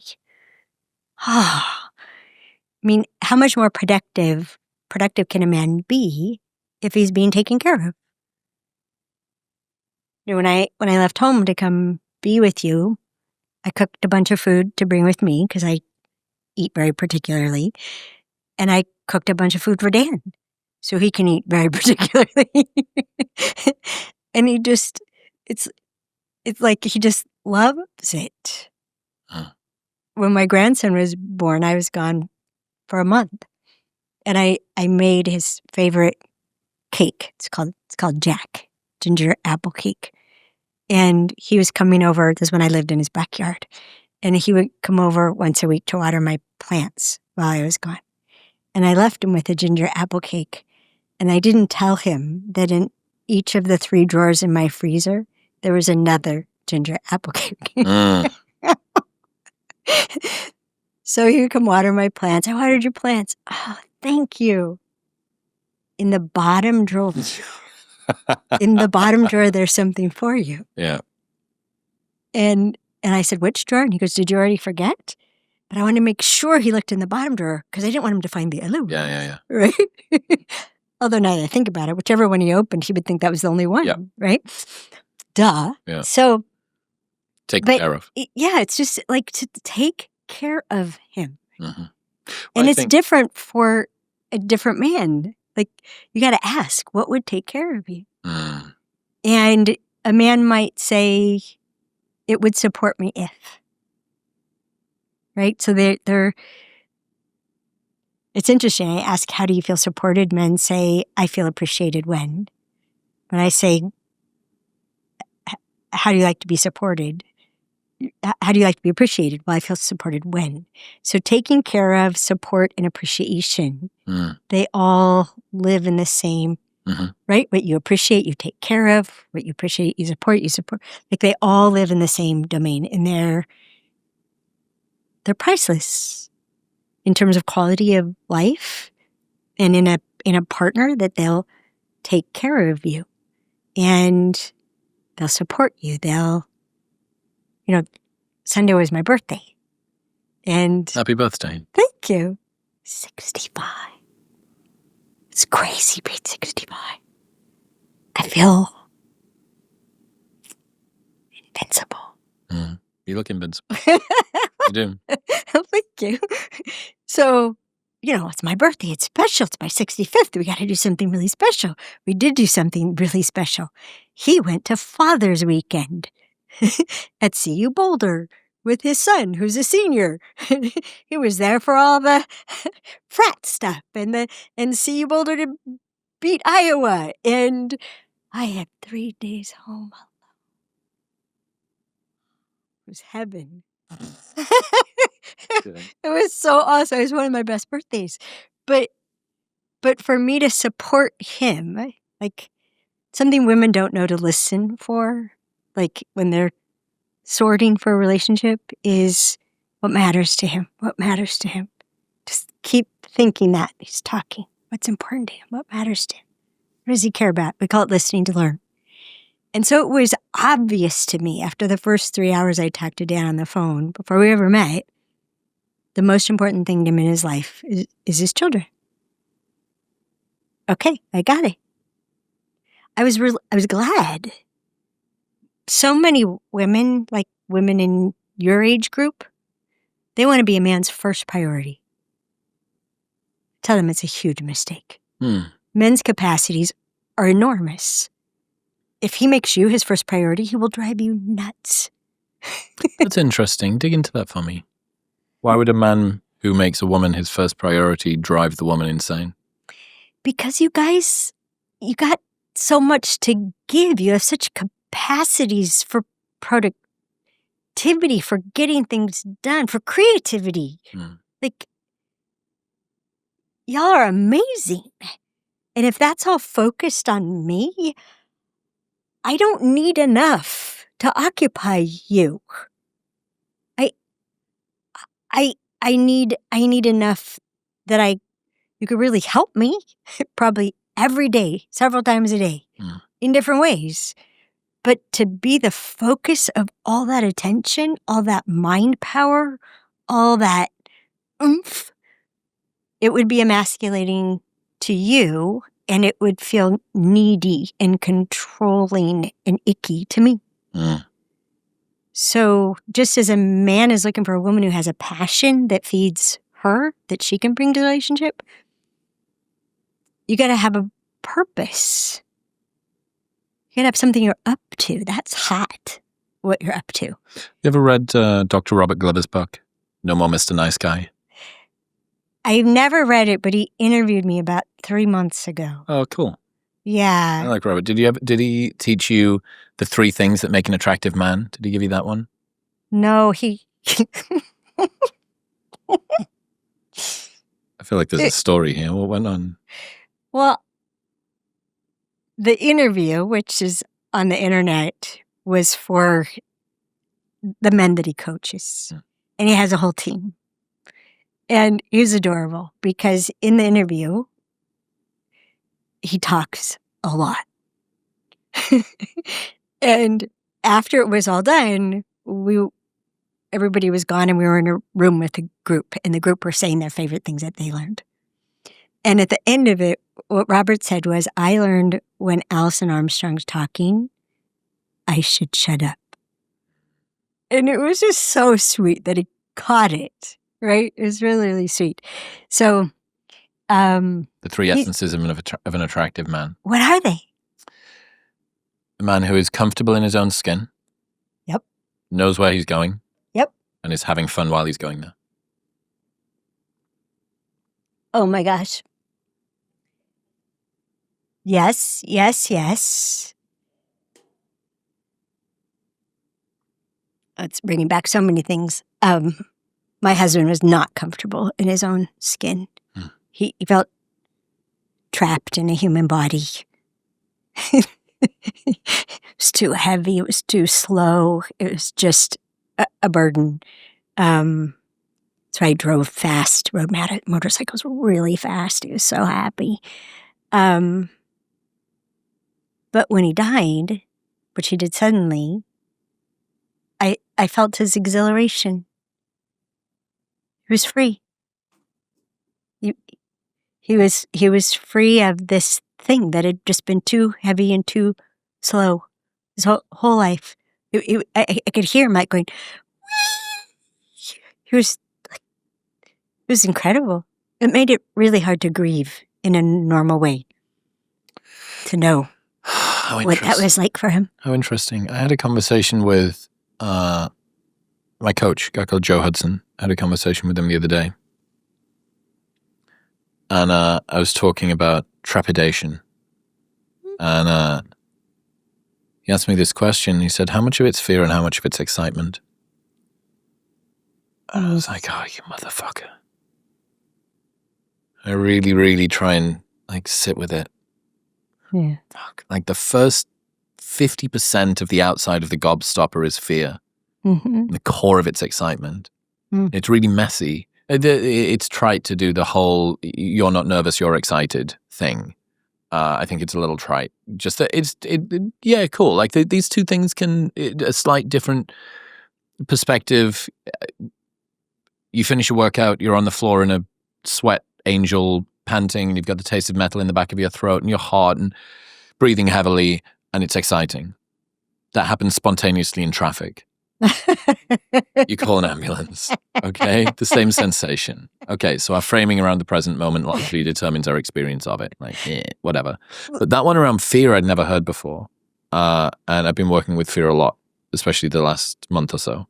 And I found it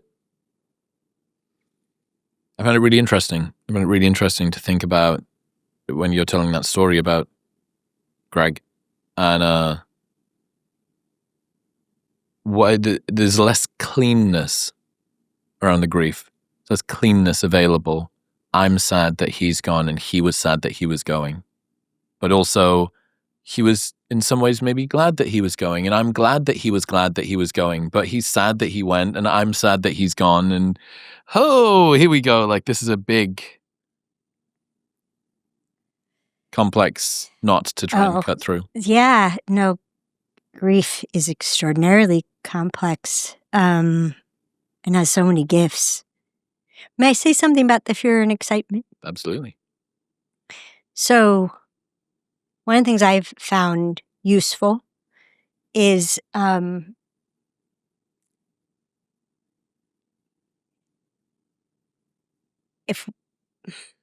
is the awareness of having two nervous systems.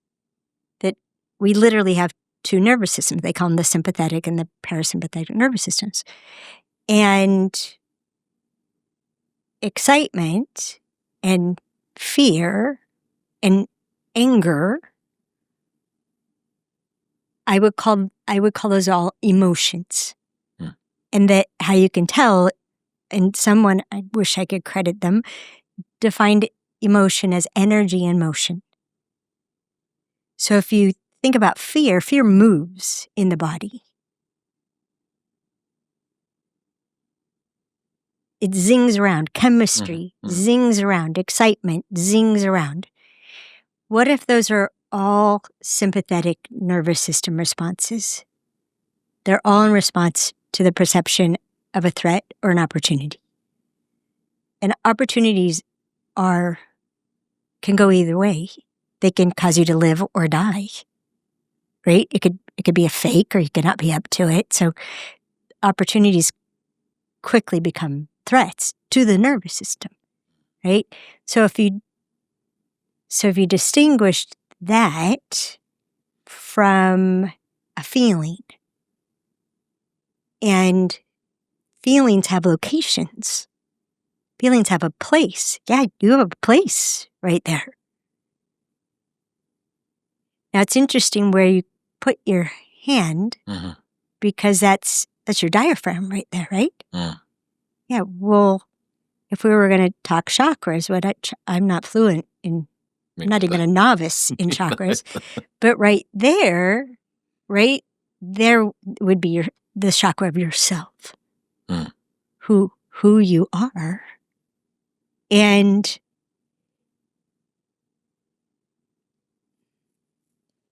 And somewhere near there, maybe a little lower, you would find it would be the place that both men, it's going to be a little higher, that men and women feel shame.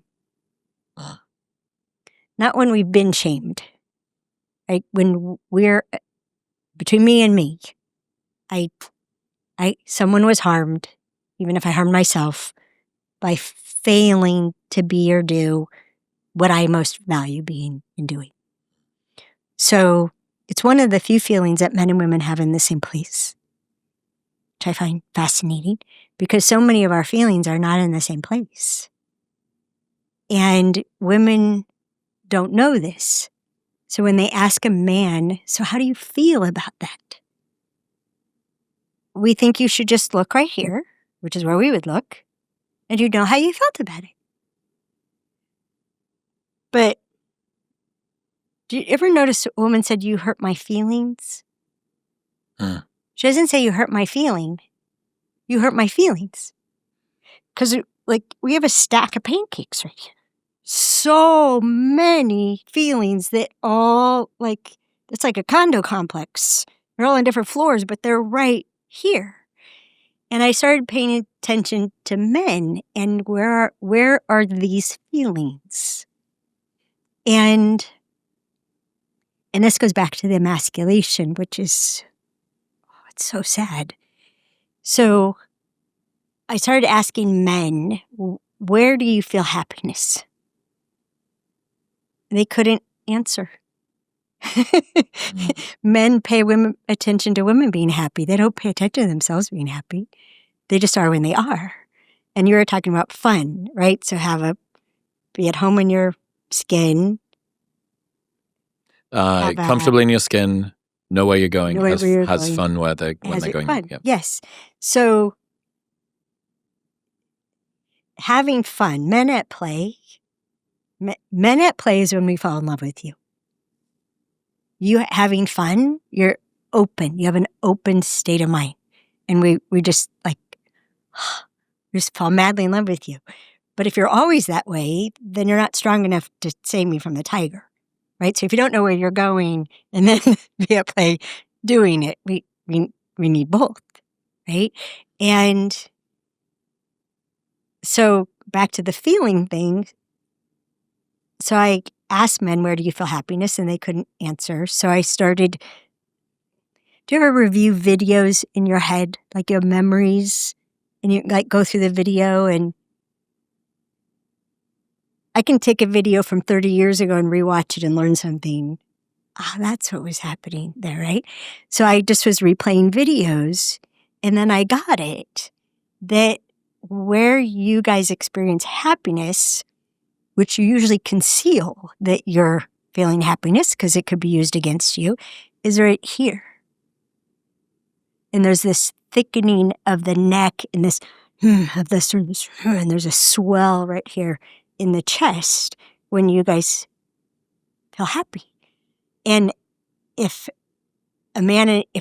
someone that you admire expresses admiration for you, that will cause a feeling of happiness right here. But since warriors conceal, you can tell that it really affected them because they'll go something like this. You have to watch so closely, oh, that mattered to him.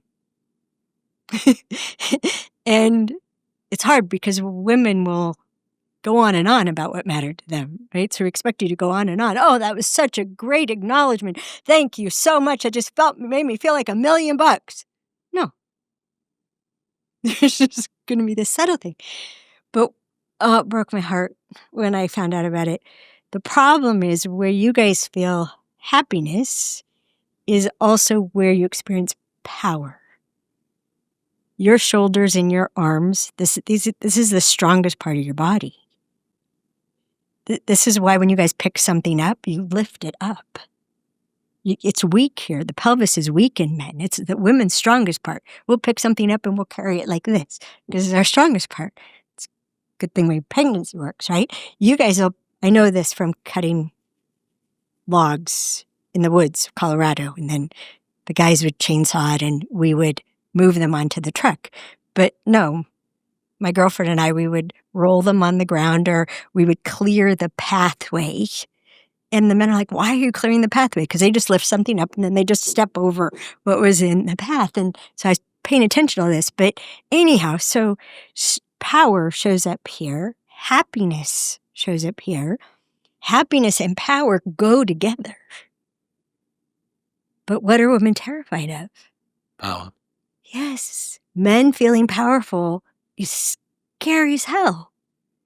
So guess when women emasculate men? When they feel happy. When you're happy, when you've had a victory, when you feel empowered. Off with his legs.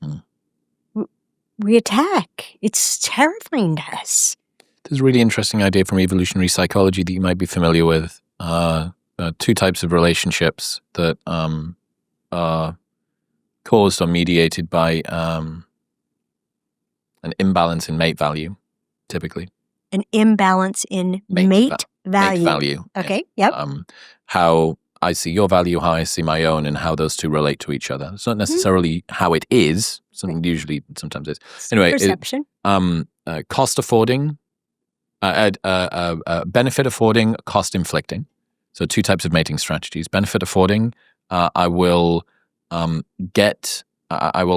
cause our connection to deepen by doing more, by making you feel great, by you could look at it through prestige as one of the ways that you have this and I'm continuing to afford these benefits to you. But if there's too much of a disparity, this can flip, and it flips into cost inflicting. And this is, well, no one's ever going to want you. It's cutting you off from seeing your friends. It's passive aggressive comments. And this is done when the fear is that delta in mate value is so great that I need to pull the one that appears too high down. And I can do this by little jibes and jabs and withholding love, attention, not making the effort that I know that I could do if I wanted to. And this will just erode away perhaps at your own self-image sufficiently for you to come back down into the same solar system of mate value that I perceive myself to be in. And it made me think about that. It made me think about benefit affording and cost inflicting mating strategies. Doesn't it sound lovely? It is. Look, we are a fascinating creature when it comes to the way that our mating systems work, because everything's so predicated on status. Male parental uncertainty and male parental investment are probably in the animal kingdom. We probably have the greatest of the two.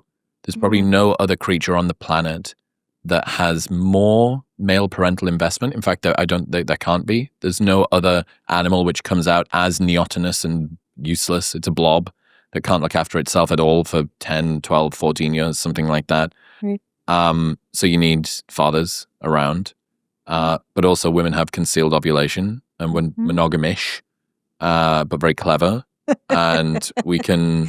Monogamish. Yes. And we can be devious. And no woman has ever given birth to a child that they're not sure was theirs. But every man has looked at their partner giving birth and had in the back of their mind a hope that it is theirs. Until only 50 years ago or something have we ever actually been able to do the test to be able to verify that. And when you combine all of this together, you have a fascinating dynamic that is, I really can't afford to invest my efforts, women the same way, but for different reasons. But for men, I really can't afford to invest my efforts into someone who might not be as invested in me as I need them to be. And I can get them to continue that investment and connection and love and dedication through showing how valuable I am and how much better we can be together. Why would I ever look anywhere else? Look at how phenomenal the thing is that I have at home. On the flip side, why would I ever look anywhere else? Nobody else would want me. Right? That's the benefit affording, cost inflicting. Interesting.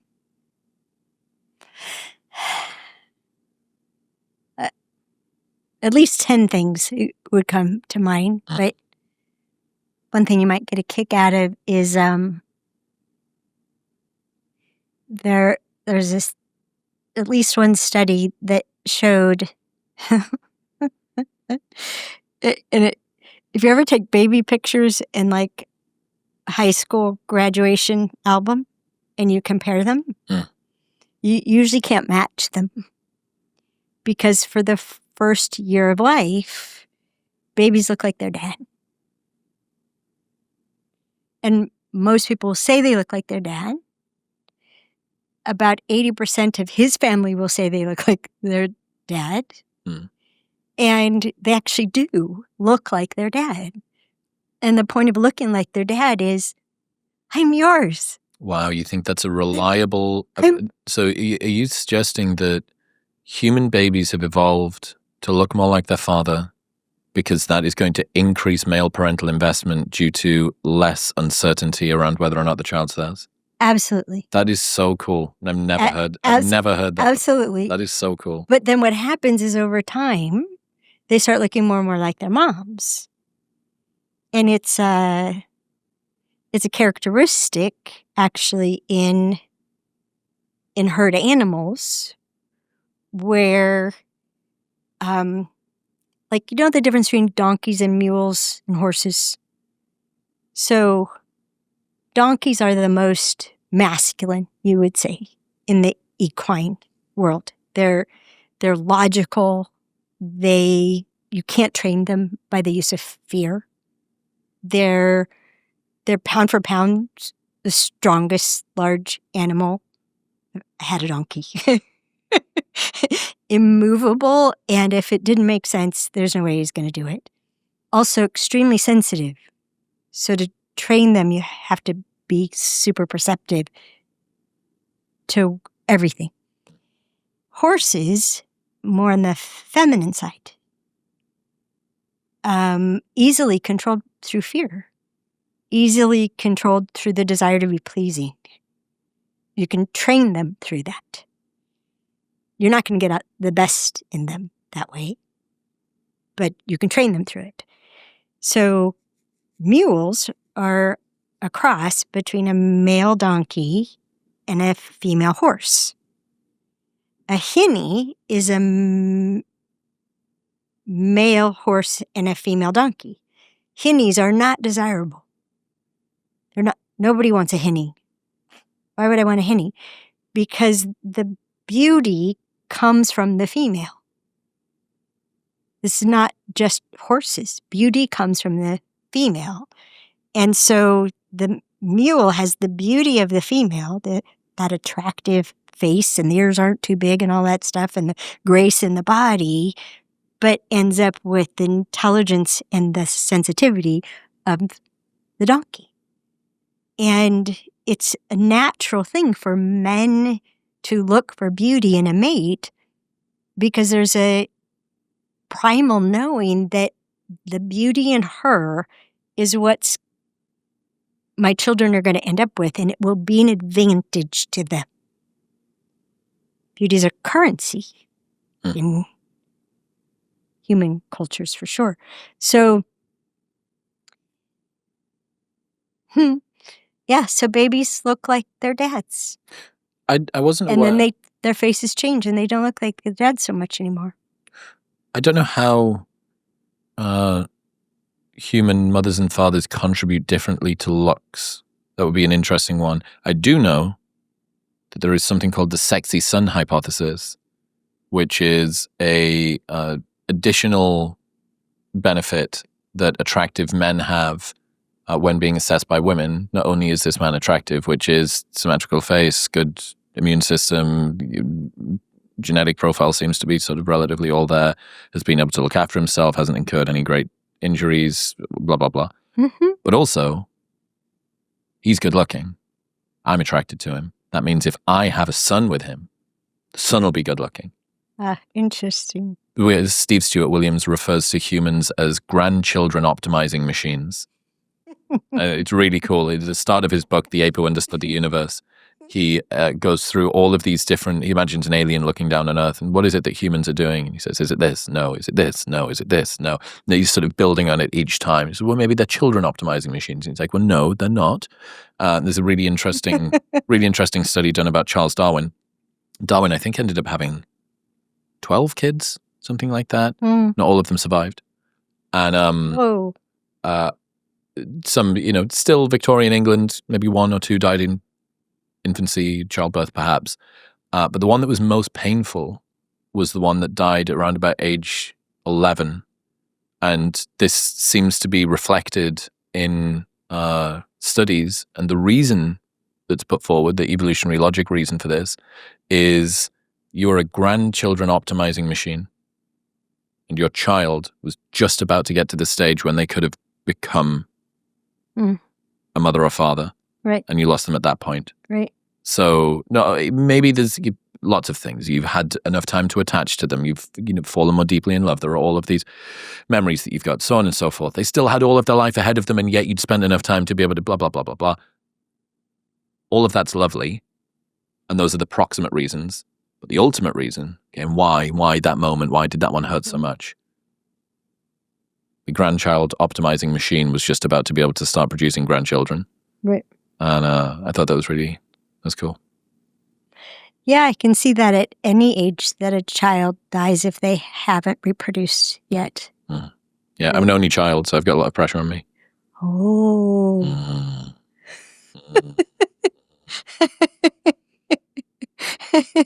Very fortunate my mum's not ringing me that much, not yet. Yeah.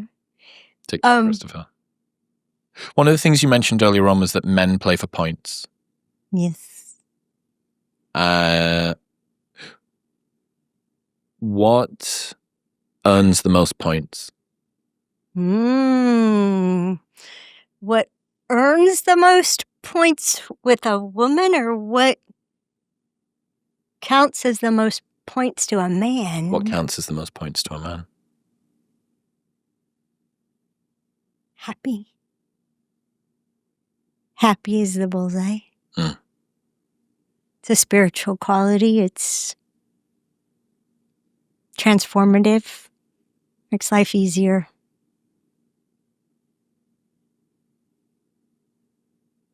The saying, happy wife, happy life. It's victory on so many levels. Like, for a man to be successful at what he does, and his wife is obviously happy with him. He's a rock star.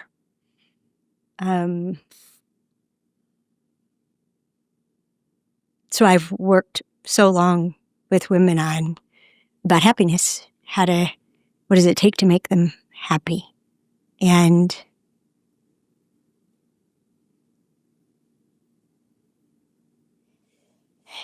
teaching men that it probably at least 90 to 95% of what it takes for a woman to be made happy is up to her. What's that mean? Do you like geometry? Mm-hmm. So picture this. Okay? So we've got the vertical axis, the horizontal axis. So imagine the vertical axis has to do with having what you need. A real need has a big payoff when you get it and a big loss when you don't. So like sleep is a perfect example of a verified need, right? So if this is about your needs being met, actually it's this one that's about your needs being met, this would be the enough line. The vertical would be the enough line. The horizontal is your needs met. So on this side, you're in the negative. You're in a deficit of food, sex, sleep, accomplishment even, right? This side, right here, you're right at 0, 0, a little over the edge, you're barely enough. Over here, the more you've got like a buffer pantry. It's in the bank, right? So you can have extra sleep and then have not enough sleep and you're still fine. right? So at the intersection here, down here is not enough of what you need, and you're not doing anything that makes you happy, that's fulfilling. Up here, you don't have enough of what you need, but you keep trying to make yourself happy. On top of not having enough what you need, you can't get happy. Over here, you have more than enough of what you need, but you're not engaged in what fulfills you. You're just getting what you need. This quadrant up here is where you have more than enough of what you need, and you're engaged in the things that make you happy. This is the only quadrant in which you can actually experience happiness. So if a woman doesn't feel safe, which is feeling safe is something she needs. If she doesn't feel safe, she literally can't feel happiness. She can't experience it. It's a different nervous system. She's stuck. She's stuck in fear. She's stuck in the sympathetic nervous system. She's stuck in emotion, energy and emotion. She can't be in the feelings. Happiness is this huge feeling for women in the middle of our chest. It's like a direct connection to the eternal that we fill with. But if she hasn't had enough sleep, she's not going to be able to feel it. If she hasn't had enough quality alone time, if she hasn't had enough quality attention, like a man will try to give her something that'll make her happy, but he hasn't been present enough to connect. So she's not safe, right? And so that a thing isn't going to make her happy. So making sure this is mostly on her. There are some things that men can provide, but a lot of what we need is support. We need, honey, go to bed. Yeah, I can't make you sleep. I can't make you eat. I can't make you sleep, but how about I put the kids to bed and you start your hour-long process to fall asleep? Yes. Bedtime bullshit. Bedtime bullshit. Bedtime bullshit? Bedtime bullshit. Every girl's got bedtime bullshit routine. Every girl's got tons of bullshit. I know it would occur like bullshit. Bedtime bullshit. That's so funny. Think, what is all this? I can tell you Is this what a fucking is. incantation? Are you doing some sort of rain dance for tomorrow? I must apply the cream. I must do the thing. I have to do the dance. There's sage everywhere. Like, what the fuck is going on? Bedtime bullshit. Okay, well, our bedtime bullshit is for the purpose of being able to fall asleep because our minds are quiet enough that they're not dishwasher's loaded, living room's clean, etc. The pillows aren't crooked. Hey, look, nothing. I don't disagree. I understand orderly home, local spatialization. I get it. I feel like sometimes becomes gratuitous. I think that is used as an excuse for this like superfluous. It's a rain dance. I got to bow in front of the altar of the mirror 5 times and say Beetlejuice or whatever it is. Bedtime bullshit. Well, I will concur that the way that our environments literally talk to us and get us to do bedtime bullshit is worth examining. Like, really? Is that worth doing? Well, there's certainly... And we don't examine it. There's certainly an argument to be made around how could it be that the unfolded clothes in the laundry are causing me to not want to have sex with you as a woman? And you go, well, because there's this big open loop in the back of my mind. And you go, you're kidding me. And guys are like, you being serious? We're not having sex because the dryer's not been emptied. Okay, we could spend a whole 3 hours. Let's not get derailed too much. Just bedtime bullshit. Household bullshit. Well, no, on sex. Okay. On the difference between men and women approach sex and what they need from sex. 3 hours of sex is a lot even for me. Pardon? I said 3 hours of sex is a lot even for me. That's funny. I had a brother-in-law said, what do you do the other 23 3/4 hours a day? Okay, so what were we talking about? Happy. Yes, happy. So it is on you. If she hasn't done these things, nothing rings the bell over there. But the miracle is that when a woman has enough of what she needs, the way I think of it is happiness is radioactive. So teeny tiny amount. And I've proven it. Like, I have had women get happy from remembering, like happy, like truly the feeling in their chest, by remembering something that made them happy. I've had them get happy by planning to do something that makes them happy. In fact, happiness, well, it's the bullseye, it's the most points, it's cheap if you know what to pay attention to. You put all the energy into getting what you need, and then teeny tiny things make you really happy. We call it a moment of ecstasy, when it's a big happy, and it feels like that, and the body's like, ah! And this feeling goes out from the center, and it goes down the arms and the legs, and we get a little happy dance, and we're like, ah, and it comes out of our cheeks and our eyes, and every man in the vicinity is suddenly, let's build something, let's kill something. I did that. Something. I made it happen. Happiness has been achieved. Yes. I conquered it briefly. Yes.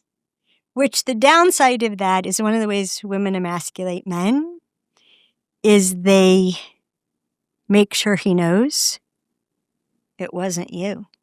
I'm happy because of my career. I'm happy because of this thing that I did. I'm happy of this thing that somebody else did for me. Why can't you just be happy for me? Right? We won't go, look at the victory, and I couldn't have done this without you. That's so interesting. Why can't you be happy for me is the same as, look at how much the most important thing in my life was achieved in the absence of you.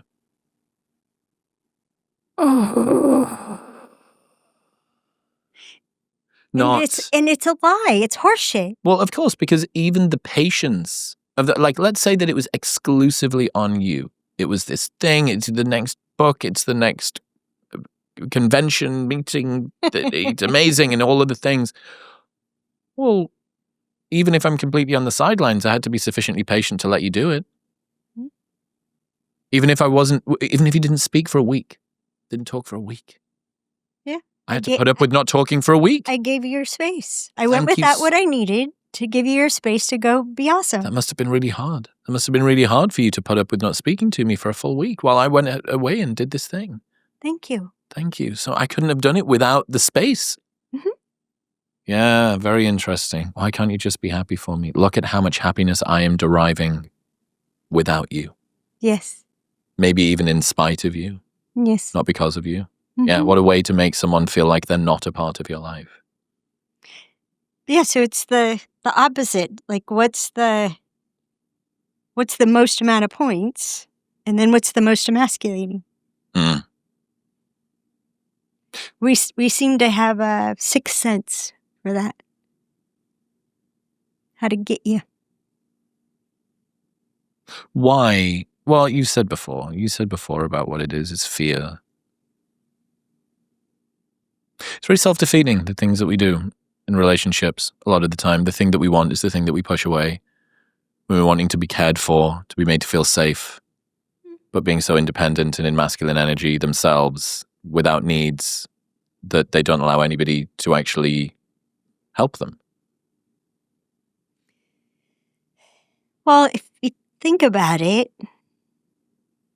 the source of coupling is survival. Let's hole up in a cave together, fight off the tiger, try to protect our young. The source of human relationships is not fulfillment. It's not love. It's not satisfaction. It's not teamwork.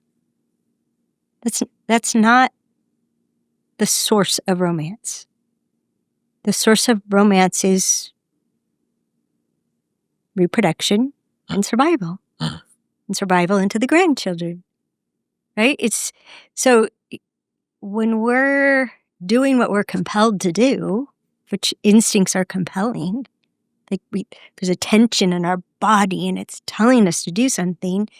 Whenever we follow the tension, we reward the tension, we act on the tension, we're going to do something destructive to love, to happiness, togetherness, fulfillment. We're just gonna. But we'll survive. So most of my work is helping people to become aware of when they're not at choice. This is all instinct acting itself out. And most of it is primordial. It's not human. It's not even pack and herd.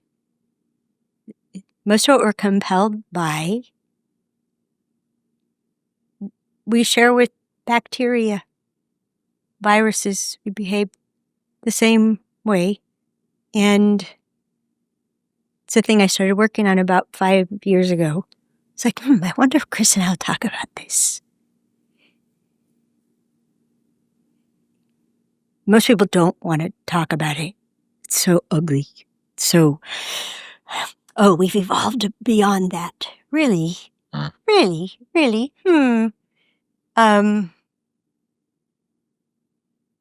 It started with someone saying to me the basis of the immune system is discerning me and not me.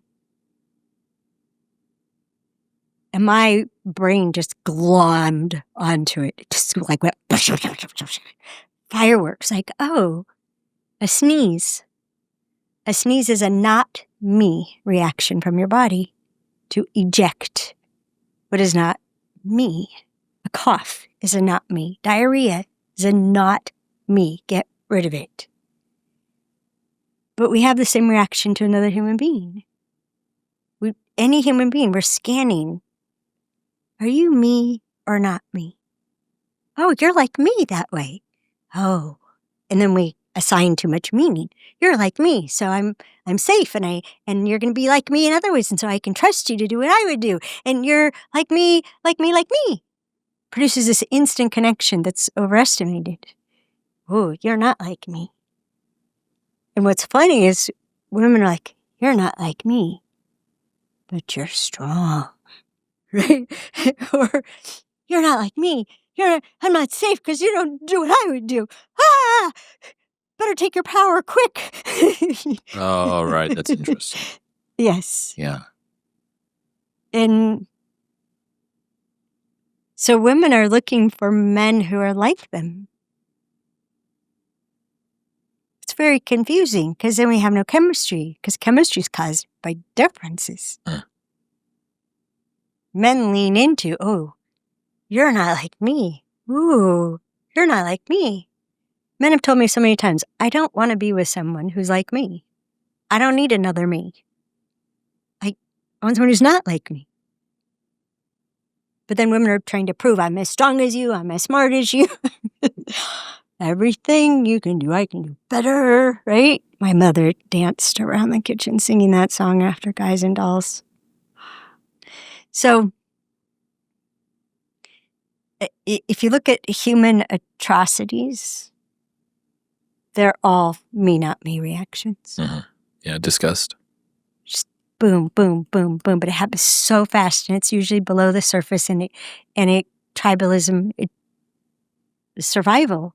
It's why we pick up accents in order to pass. If I talk like you won't kill me. Some really interesting research that you might be familiar with on probably not. People, I think you might be. People are more prejudiced against those with different accents than those with different skin colors. I'm not aware, but it makes sense. Yeah. Ancestrally, the likelihood of you meeting somebody with a different skin color is very rare. The likelihood of you meeting somebody with a slightly different word for stream or river or leaf or meat. Yes. Oh, that's pretty high. So yes, somebody walks into the room different skin color, same accent. What's going on? This person's got a lot to do. That's interesting. One walks in, same skin color, different accent. You go, where are they from? What do they do? Yes, not me. Not me. Me is safe, not me is not safe. Unless, and I've encountered in teaching this, there are people who know that if you're like me, you're dangerous. Because they know they themselves are dangerous. Oh, that's interesting. If you're like me, not safe. Yeah, it's cross-wired trauma. Trauma takes hold very quickly. Listen, let's bring this one into land. It's been so much fun, and I literally could keep going for the rest of the day.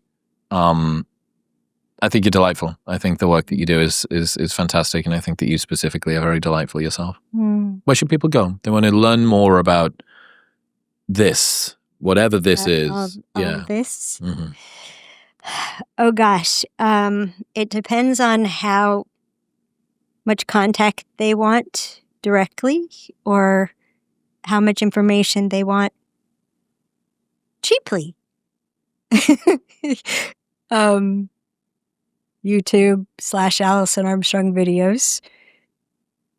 Lots of information cheaply. Even if you're not on I don't know if you've tried it, but Alison Armstrong into YouTube, and there's literally videos back to the 90s on there. You can watch the aging of Alison Armstrong. Okay. Yeah. Doing some archaeological research. Yep. Tons and tons, millions and millions of views of things. People who started collections of my stuff before I ever knew you could do that. Audible has the old stuff, things I recorded before 2006, but it's easily available and it's evergreen. In Sync with the Opposite Sex is one of the most popular, and I recommend it to people. Our website, AlisonArmstrong.com, is where there's our formal curriculum, where I interact with students, answer questions about 10 hours a month for people. About 4 hours of that's dedicated to specific clarifications of this is what you learned and how do you apply it. I'm very rigid about it. And then we have a subscription program where no rules, ask me anything. I'll talk about anything. It's really fun. We have hundreds and hours. I mean, everything I ever discovered, I needed people to know. They need to know this. So I'd record it. I did an event just a few weeks ago called Feels Like Love, Looks Like Math. It's so cool. It's for my little brain, it's so happy, right? Like, so what feels like love? Just think about what feels like love from this person, from that person, what feels like love. It's always going to be something that they do, that they took the time to do, that they remembered to do, right? That they spent energy on doing. It's something that they're going to do or say, which takes time to do that too. And then we explore deserving and how that thing I said before, if I think I deserve it and you think I deserve it, we're good to go, right? No. You could think you could think I deserve something and I should be with someone who could give that to me. You could think I deserve something and you know that you could do it and feel guilty about not doing it, but it's not worth doing. So it takes deserving and appreciation, and then it all comes together in this thing called the worth it calculation. And there's the pre-worth it calculation where everything's estimated, and then there's the ongoing worth it calculation. No, this is taking more time, effort, energy, pain in my ass than I was expecting to. It's not worth it. I'm not going to keep going. There's the post-worth it calculation. It's constantly being paid attention to. Is it worth it? And it's mostly being paid attention to by men because you all have an awareness of time and energy and resources being limited, being put to use, no longer available to use, saved for use. women, we don't so much. We're the thing that you all love about us. We mostly have a connection to the eternal. We're present. We're connected. And in eternity, there's all the time in the world. So why not fold the laundry? Be one less thing yelling at me.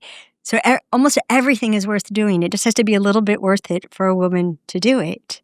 For a man, it's got to be, I call it winter. You've got to save for winter. The ROI has to be high to be worth doing. And there's so many things that women want from men, but they don't make it worth men doing. They don't provide the appreciation that would make a stupid thing worth doing. How interesting. Yeah, so that's what I did a few weeks ago. Feels like love, looks like math. And I mean, that's my thing, is figuring out, okay, why doesn't this work? Well, are you familiar with the term trim tab? No. Yep. Yes? No. Are you familiar with Buckminster Fuller? Yes, the OODA loop. The OODA loop? Most people say the geodesic dome. Well, he's one of my heroes. And credible inventor, philosopher, humanitarian. It's called the Einstein of our time back in the 90s. My dog's name is Buckminster. So he's the one who distinguished trim tab. And so let's take a ship, a relationship, right? So you've got a huge ship and you want to change its direction. It's off course. You want to get a better course, right? So change its direction. So you got to move the rudder. But a huge ship, the rudder's ginormous. It takes so much energy to move it. Well, the trim tab is on the rudder.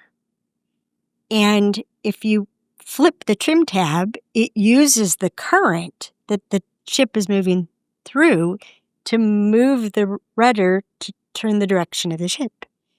So that's my addiction, trim tabs. Like women who want men to share more, to open up. Don't interrupt him. When he pauses, count to 30. Most men will come in at about 18, unless you're asking about feelings. Could be 3 days. Don't ever ask a question that isn't worth waiting for the answer. And women start waiting for the answer. And lo and behold, men start talking. Which is amazing. He's opening up. Then they have a new complaint. Well, I listened to him for an hour and a half, and then he didn't listen to me. Reciprocity.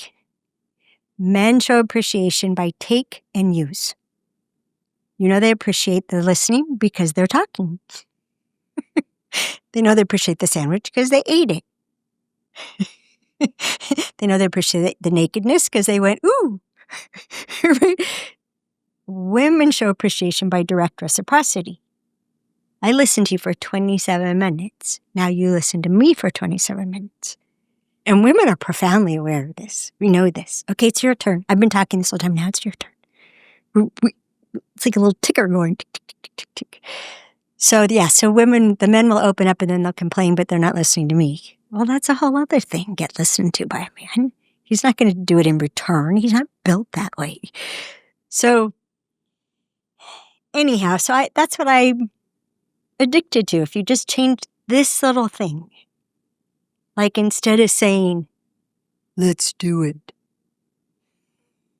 When a man says, let's do it, he's completely present to the value of sex. And she expects him to be instantly present to the value of sex, the wonders of it, the fun, the pleasure, the release, the peace, the connection, all that. No, she's not. He just has to spare a couple details.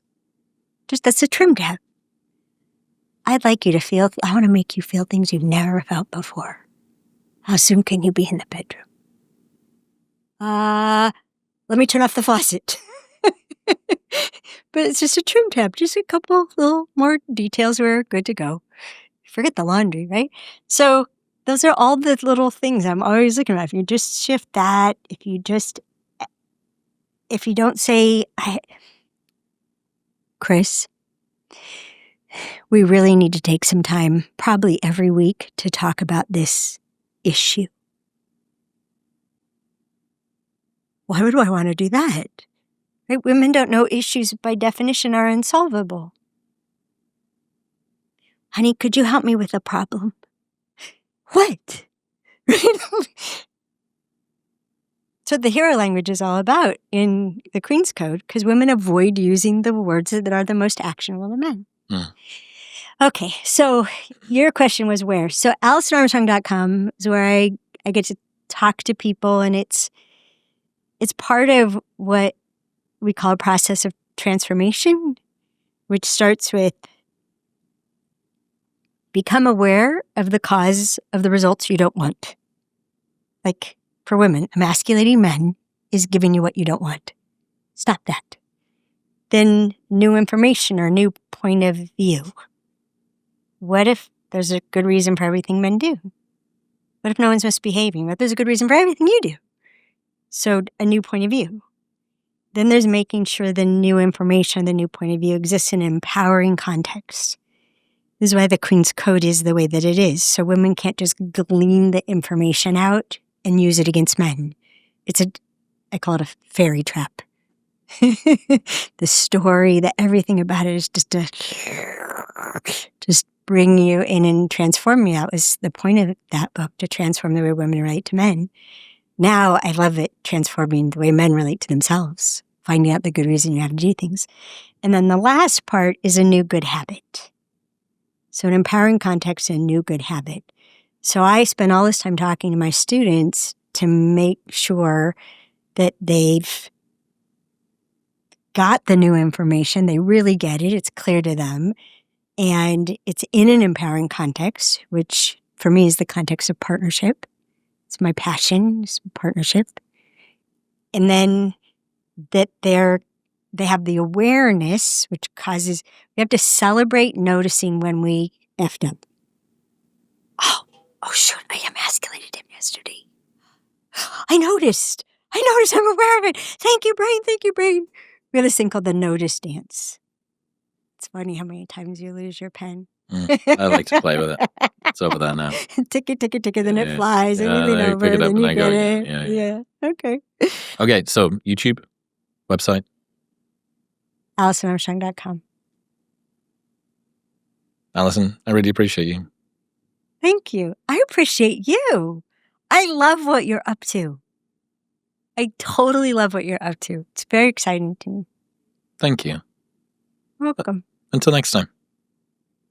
I'd like a next time. It'd be fun.